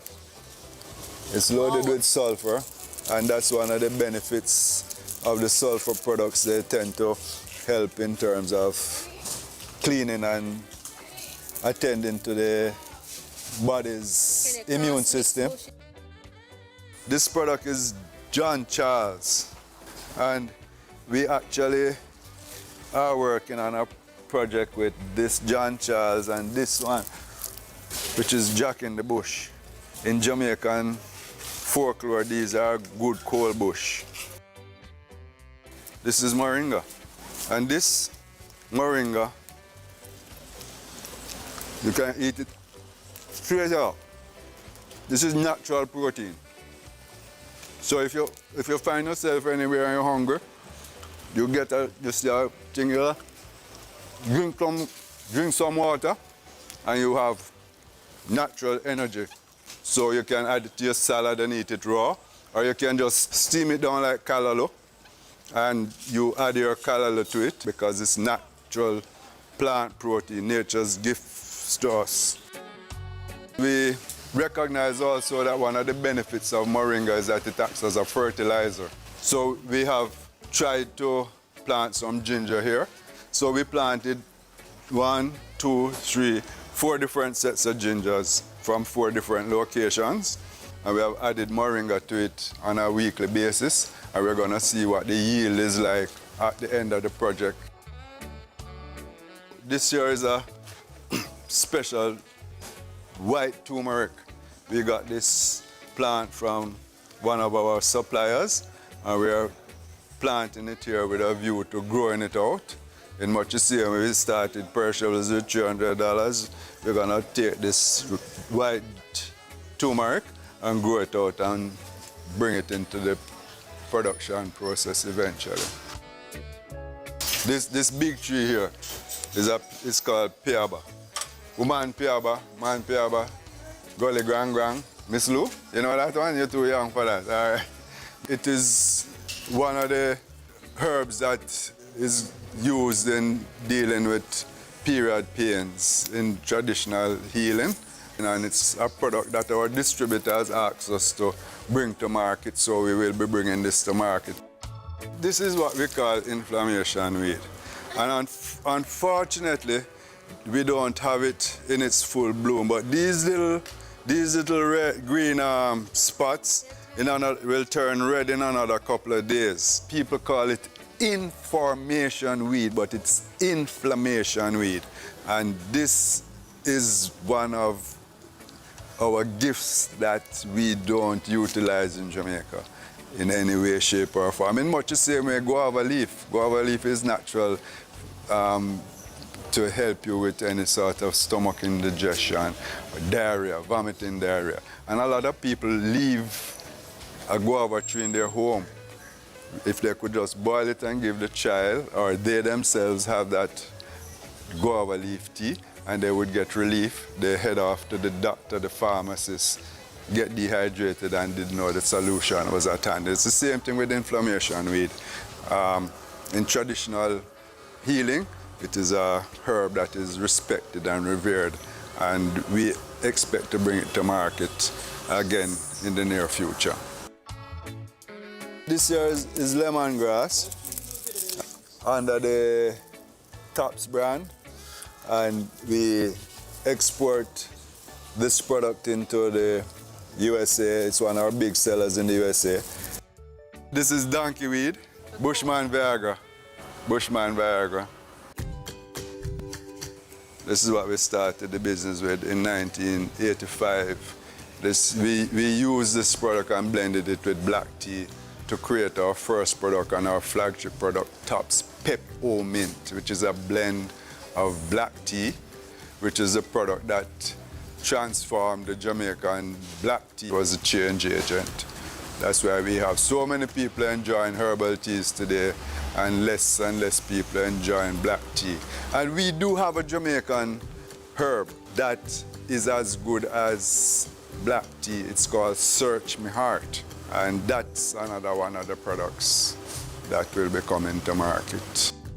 Don't go anywhere. Learn more about the benefits of tea when The Good Life returns. Soon come.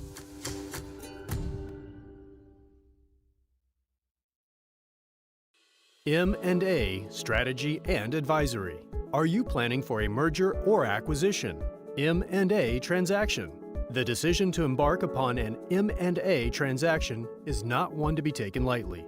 Whether pursuing a merger or acquisition, or considering a disposal or divestiture, the complexities of an M&A transaction require careful planning and execution. Clients can depend on our specialist teams to lead or support transactions requiring specific expertise on issues including business modeling, fast-track M&A, economic consulting, and government public sector advice. With deep experience, knowledge, and tools, Dodge & Global can meet stakeholder targets and expectations. Dodge & Global consulting teams can help you make smarter, more effective decisions. Let's have a conversation. Contact us at email info@dodgen.global. Website https://dodgen.global.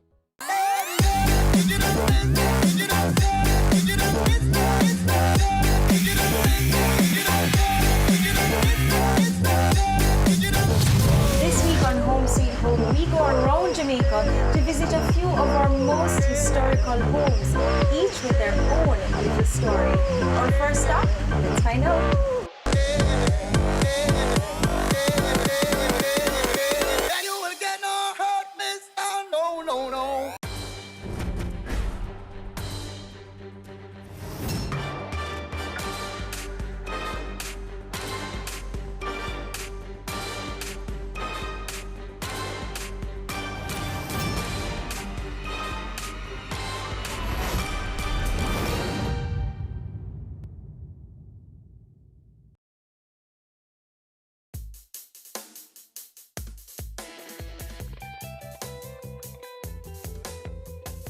Welcome back to The Good Life. This week it's all about the benefits of what Jamaicans term as tea. When one dries the herbs, one gets a concentration of the elements in a smaller package. Whereas if one has the fresh herb, it doesn't necessarily have the concentration that you would have in a dried herb because you have lost the moisture. So when you have a fresh herb, it is herb plus water. When you get a dried herb, the water is out, so you have it's more concentrated in that area. And you rehydrate. When you rehydrate, you pretty much get back the benefit. In drying the herbs, you might lose some of the low notes, which are those products that have a low boiling point, so the heat will drive them off. And that might affect some of the benefits that you will get from those low notes. But generally speaking, the dried herb captures pretty much all that is in the herb once it's concentrated and dried.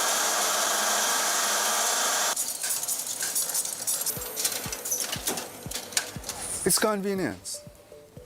That's the bottom line. When I was a boy, we used to go catch a fowl, cut the neck off, and pick the feathers off, clean it up, and cook it. Now I go to the supermarket and I buy a leg or a breast or a whole chicken. It's the same thing with our tea bags. Instead of going out and go picking guava leaf because you have an upset stomach and diarrhea, which is what guava helps you with, you can go buy a pack of Sipper Cup of Ital Jamaican guava leaf tea bag in the supermarket, and you know that each tea bag is a consistent product with a dosage that should be good for you, 1.5 grams tea bag of dried herbs, and you should get the benefit from that package each time you use that package. If you go and pick 5 leaves today, 3 leaves tomorrow, 4 leaves, 6 leaves, you don't know what you're gonna actually end up with. But certainly if one is in the community and doesn't have access to tea bags, rule of thumb is you normally, like guava leaf, you take 3 or 4 leaves and you steep it and you get the benefit of it. A handful of leaves is something that one would kind of work with to get your 1.5 gram of dried herbs from.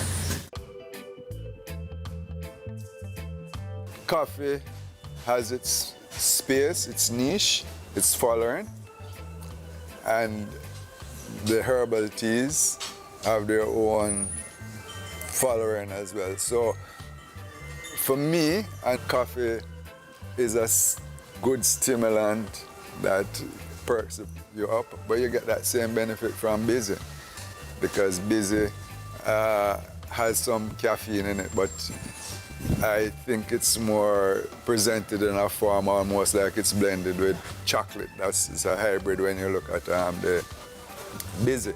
So when you drink busy, you get the caffeine benefit, but it's not as a high fast release as you get with the regular coffee. And in Africa, it's actually used for endurance when you take busy.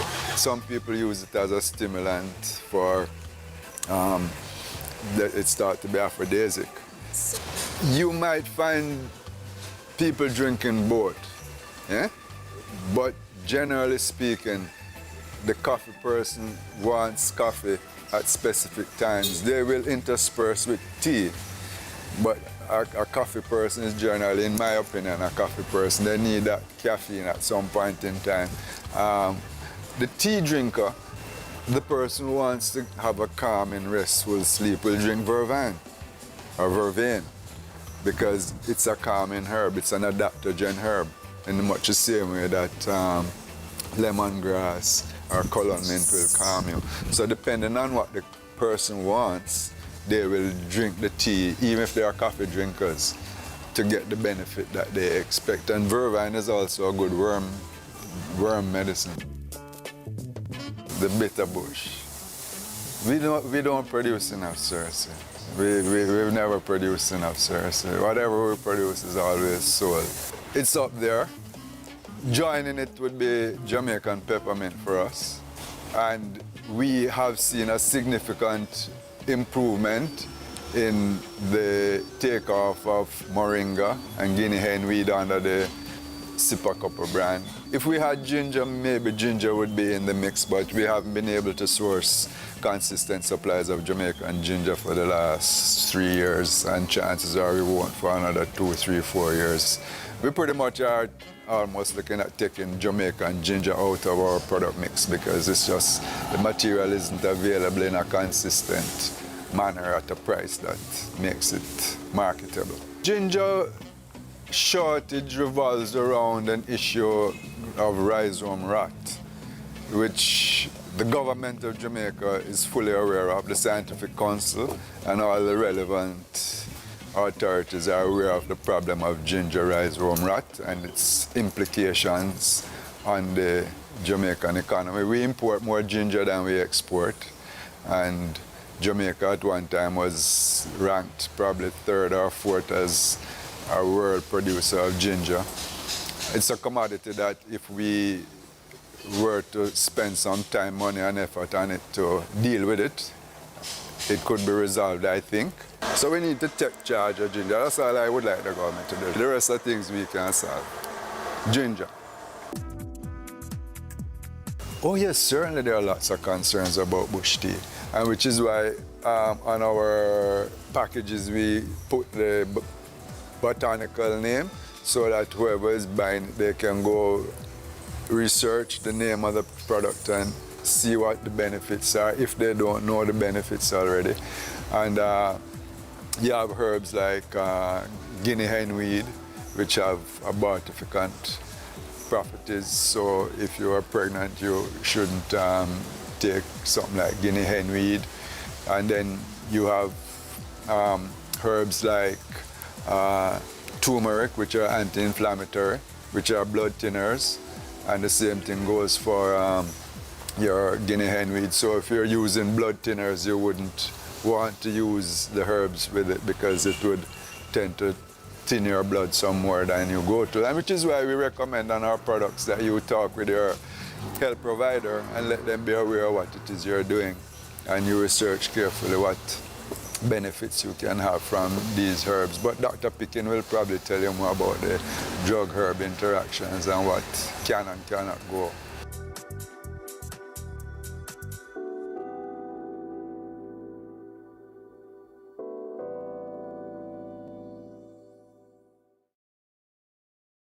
Dorgan Global Regulatory and Compliance Services. The regulatory framework is always changing, making this environment increasingly complex and confusing for businesses. Regulations at national, international and supranational levels are being issued, amended or expanded, which sometimes makes it hard to navigate through the maze of orders, decrees, guidelines and circulars. This is not helped by the fact that businesses also need to assess the potential effects of future regulations. Dorgan Global professionals can help you manage compliance risks and operational essential to achieving lasting business success today, as compliance breaches can cause considerable damage, which may even put the future of a company at risk. Dorgan Global can help you make smarter, more effective decisions regarding regulatory and compliance matters. Let's have a conversation. Contact us at email info@dorgan.global Website www.dorgan.global.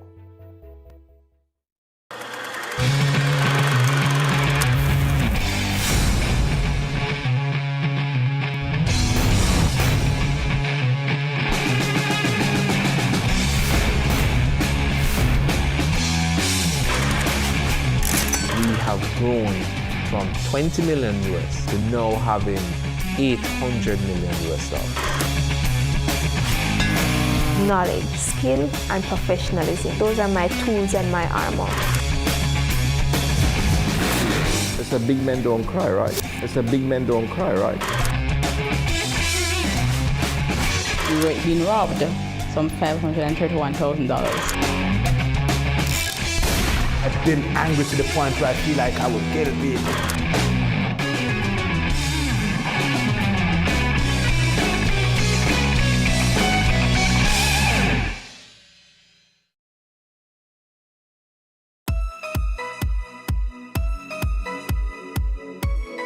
Hey guys, I'm Candy and welcome to Chill Spot, Jamaica's ultimate leisure show. This season promises to reveal some of the hidden treasures of the lifestyle industry by taking you to the chill spots of some of Jamaica's most brilliant business minds, giving you a glimpse into how they choose to unwind and just pull a vibe. You won't want to miss what happens next. Stay tuned.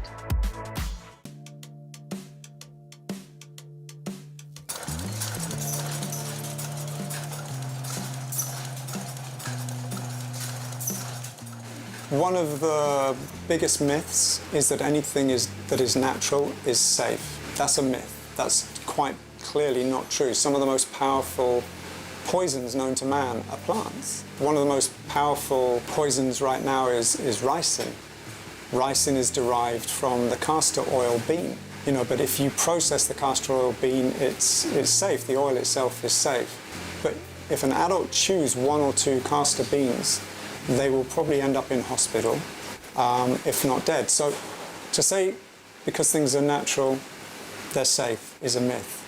So having said that, when it comes to medicinal plants, when it comes to bush medicine, the way people have used plants going back to thousands and thousands of years to the first human beings is through trial and error.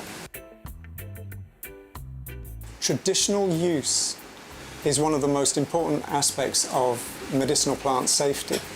So where you have a long history of traditional use, that history of traditional use will normally tell you which part of the plant can be used and how that plant part can be prepared. And also, traditional use will tell you generally how long you can take the plant for and the dose. In Jamaica and the Caribbean, that traditional use is an oral tradition. It's not written down. So that traditional knowledge is very important. And one of the key areas that we're doing research on is to actually document that traditional knowledge and make sure that that's documented and then given back into the communities so that that knowledge doesn't die out. And so Jamaicans and other people across the Caribbean continue to use medicinals. In fact, if anything, use more medicinal plants, but they use them safely. 73% of the people that we interviewed, and we did an island-wide survey, 73% still use Jamaican plants day in, day out. And a lot of the plants aren't necessarily used to treat illness. This is the other thing that excites me as a researcher. Jamaicans are very proactive in maintaining their health. So they don't necessarily wait until they're sick to take a plant. They will take a tea to stay healthy. And that, for me, from a public health perspective, is very interesting and very heartwarming. So I would say it's a very positive thing. And what I would hope is that that doesn't die out. Jamaicans have, compared to a lot of countries, the knowledge of medicinal plants is extraordinary here. It really is quite extraordinary. People know which plants are good for particular health conditions. And many of those health conditions might be what doctors would call self-limiting. So they're conditions that may go away if you didn't do anything. But guess what? If you take a particular plant for that particular condition because it's troubling you and it brings you some relief, then you can say that that has a health benefit. But ultimately, the condition is going to go away. So bellyache gas, it's not a serious condition, but if you drink a herbal tea, it's going to make you feel better. But then you have plants where, as we start to do research, we actually find that they have significant health benefits. And so that's when it starts to get interesting to look at how people report using plants, and then you go away and do the research and you find, well, guess what? You may find people report its use because they find it's good over years and years or generations, they find it's very good. But then the pharmacologists and the ethnobotanists then look into a plant and find that it has other benefits. Or you may find a plant that people know is good in Jamaica for one condition is good for a whole range of other conditions in other countries. A lot of our pharmaceutical drugs have evolved from plant-based medicines. So the original plant-based treatment, going back to the 20s and 30s for syphilis, before antibiotics, was sarsaparilla. So they're looking at sarsaparilla as a medicine that can be used in the treatment of these antibiotic-resistant forms of syphilis. Leaf of life. When you plant this, it generates many suckers or many plants. And each one of these nodules here, if you put it in the earth, will give you a plant. Leaf of life can be prepared either by squeezing the leaf and drinking it straight or infusing it as a tea. In Jamaica, people report its use as a cold remedy. Anytime you have sore throat, cold, you take leaf of life. But that plant in Nigeria has gone through clinical trials as what's called a tocolytic agent. And a tocolytic agent is a drug or a plant-based medicine or a pharmaceutical drug that prevents a woman from going into labour prematurely. It actually calms down uterine contractions. So if you have a woman who's going to go into premature labour and you want to stop that, you give a tocolytic. So they did a clinical trial in Nigeria where they gave an extract of leaf of life and they compared it in a clinical trial with a pharmaceutical drug. Both had exactly the same effect. The leaf of life worked as effectively as the pharmaceutical. But guess what? There was an added benefit. The tocolytic has side effects. So you have to weigh up the risk to benefit to the fetus with preventing the birth. But the leaf of life doesn't have those same side effects. So in Germany, there are clinics that actually use leaf of life extract and have done since the 50s. And again, it's been through clinical studies there as a plant-based tocolytic agent. That said, it's easy to conclude that there are many more plants that Jamaicans use as teas without knowing their additional benefits. One can only hope that the tradition of tea drinking continues, bearing in mind all things in moderation.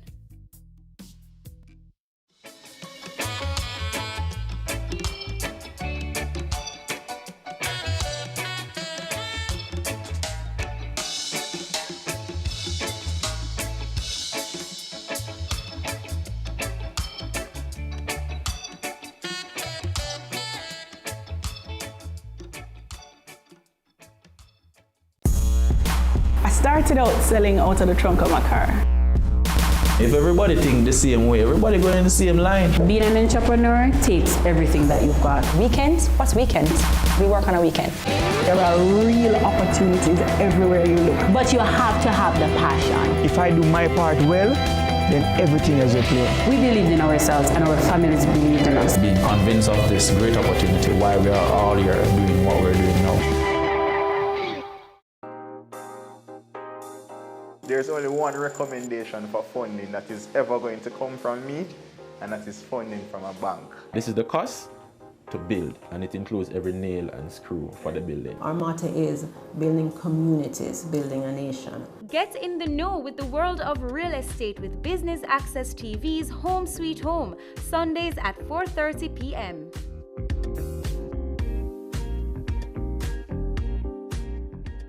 Historically, in Western societies, the focus of genealogy was on the kinship and descent of rulers and nobles, often arguing or demonstrating the legitimacy of claims to wealth and power.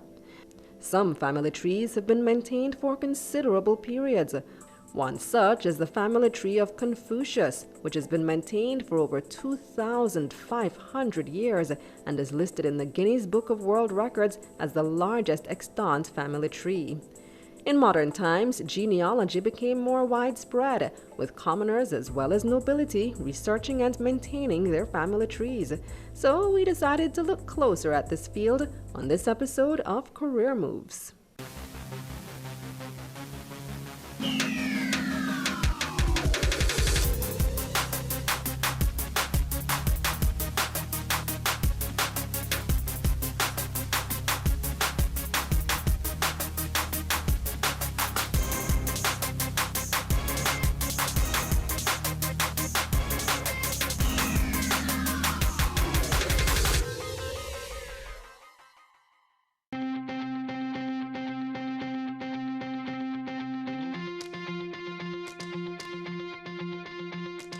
My name is Latoya Williams and I'm a genealogist.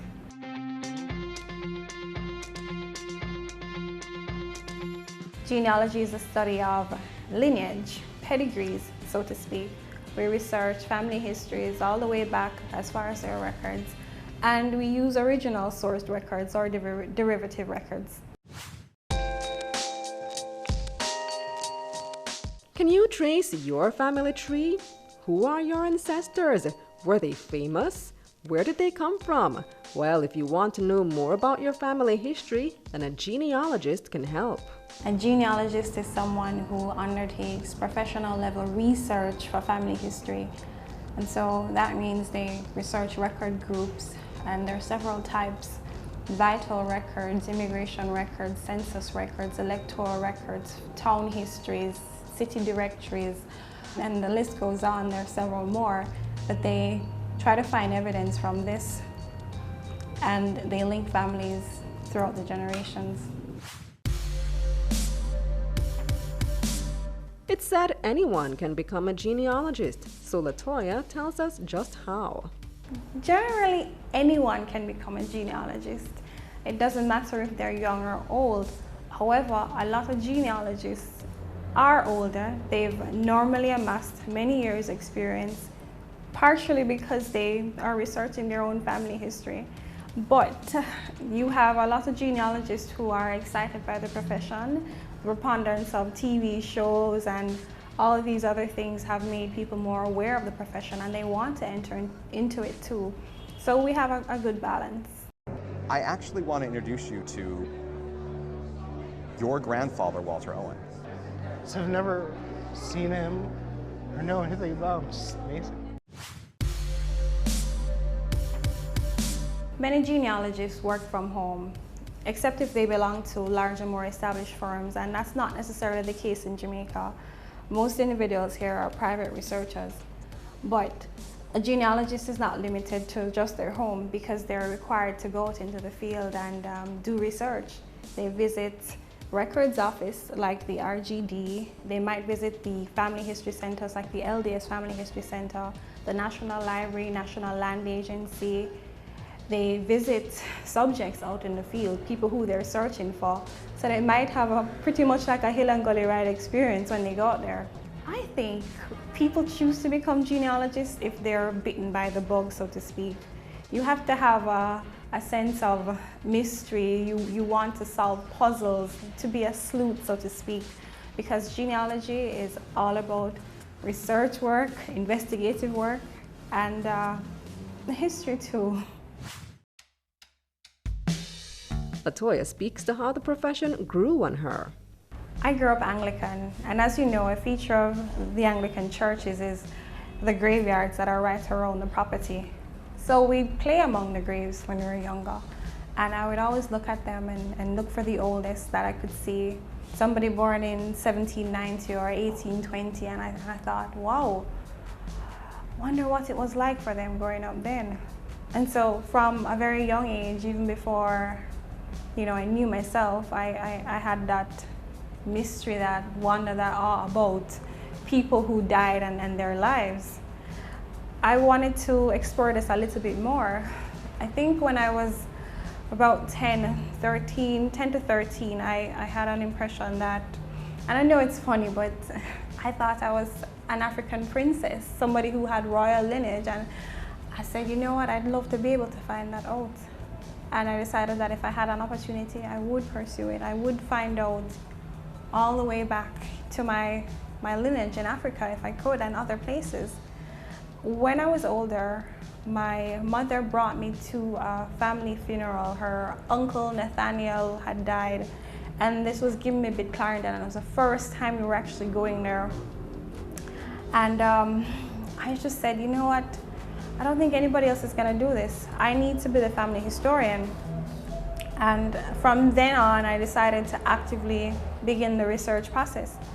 And it was very discouraging at first because I could find no records, and people weren't necessarily open to speaking about the family so much. I think it's because of, you know, how they grew up. In Jamaica, we do have this thing where don't ask questions, don't really talk about people's names or so. So for me, that was difficult. It wasn't until some years later that I was able to get somewhere when it came onto the records. Last year, Brigham Young University unrolled a core of programs here in Jamaica and in the rest of the Caribbean, and genealogy research was a part of it. I was doing genealogy research just as best as we could with the resources that were there, but I decided that it was time to enroll in the course and do exactly what I wanted to do. So I started about 14 years ago, from the time of that funeral until now, applying the knowledge. I applied it to my own family tree at first, you know, looking at the different sections, and I've been able to find some wonderful things since then, things that have inspired me.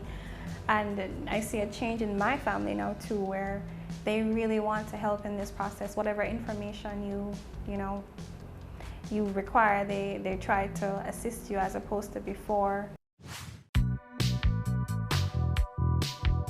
She also shares with us what goes on in the day-to-day affairs of a genealogist. So we might have consultations with clients. From our consultation, we will determine what exactly the client wants to pursue. So we come up with what you call the research questions, and we decide what strategy is best to employ to getting those results, what record sets to look up, where to go to get the information, who to contact, and whether or not, from the original scoping, if we're going to go out into the field and do interviews for that family or videos or so. Genealogists and family historians are the keepers of generations. We provide answers to some of mankind's most pressing questions, that of who am I, where did my people come from? Doggin Global Business Process Outsourcing. Doggin Global can help you with your day-to-day administrative and secretarial needs. We provide solutions for streamlining your accounting and bookkeeping procedures, so you can get on with running your business while knowing that all the accounting and statutory needs are being taken care of. Our BPO services include the following: bookkeeping, preparation of budgets, management accounts, and periodic financial analyses, provision of temporary or part-time accounting assistance, design and implementation of accounting systems, preparation of accounting manuals, payroll services, corporate secretarial services, assisting clients with their business entry strategy into the country, setting up new legal entities, maintaining minutes and other legal documents, non-executive directorships, preparing and submitting annual returns. For additional information, contact us at email info@doggin.global, website www.doggin.global.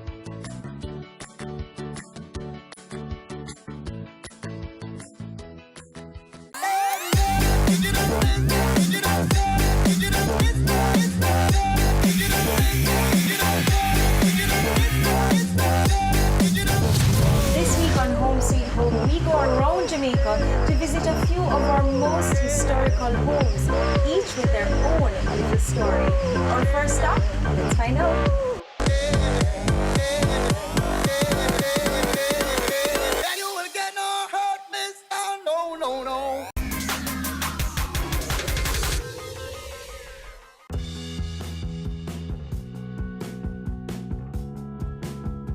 Yes, I would. To get a better understanding of who I am as a person. Yes, I would, because actually it helps us to get closer to our families, and actually when you go to like the family center, it helps us to know the history of our families. You know, thinking about families, you get to learn all their cultures and all the food that they eat and how they dress. You know, someday I want to have a family and I'll be able to share with my family all these details of my past family life. Of course, family history is wonderful. You get to learn more about family, because family is so important. Without family, who are we? Most definitely. I knew I had a sister who passed before I was born. But the first time I saw her name in a document just excited me, and I made a connection with her right then and there. It really makes a lot of sense when you understand, where you came from, when you understand, a little bit more about your ancestors. Sometimes you may find that, you have things in common with them. That's why I love learning about them, because it just makes sense.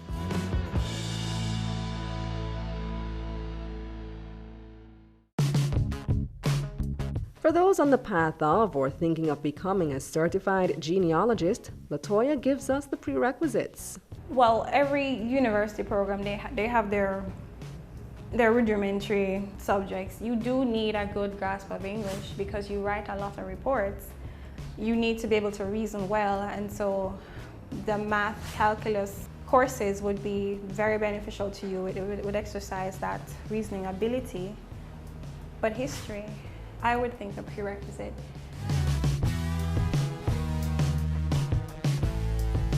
Though in the course they would teach you about whatever type of history you're looking at. So if you're doing German records, you're going to go into German history. Part of the course is you finding information along the way to assist you to complete the case studies. Other people can get involved in genealogy too. For example, genetic scientists. There is the whole DNA aspect where from a biological standpoint they can go into that too. But just what goes into training? You have different types of genealogists. Professional genealogists, which is more of where I'm going, they do study. So there is training, specialized training, which can be done through, for example, Family Search has a training program. There are also other programs like Brigham Young University. I'm doing Brigham Young University in particular, and their family history research degree. And after that, I intend to get the international certification, the board certification for genealogists, and the International Commission of Accredited Genealogists certifications. Those require a series of exams and case studies to be submitted, pay those fees, and we wait on the report from the board to see if you will be accredited in that particular area. And so it's not just a broad certification. Is it British, the British Isles? Is it American genealogy? Is it Swedish? Is it German? And currently there are no accredited internationally certified genealogists in the Caribbean, and so I'm on track to becoming the first to do that. What goes on in training? It is a lot of reading. It is a lot of work. It is a professional degree in research, and so the standards are very high and they must be upheld. You're looking for evidence and ways to support that evidence, and it requires going on a lot of different websites, databases to be linked to those in particular. And we're talking during the course of 1 week of study, you might have to visit 20 different sites, pages, to just go through the topic, because how do you do census records and in particular, and they might not be focused on the Caribbean, they might be focused on the US, and all the different states have different requirements. So in this training, it's for a worldwide program. It's not just limited to Jamaica. In fact, it's not specific to it. You will have to further do research and apply it here. I'm currently enrolled in the Brigham Young University, Idaho Family History Research Program. I'm doing an applied associate of science, and it's 60 credits. It takes between 2 to 3 years to complete. I'm currently doing it online, but part of The course requires you to do residency. And so for the first year, I had to go to the center once every week and gather with other people to complete the foundation courses. And then for the second year, that's when you meet your international classroom and your course instructor, and you go through a series of courses. After I complete my studies, I will have it's in family history research, and then I will further apply for the board certification for genealogists.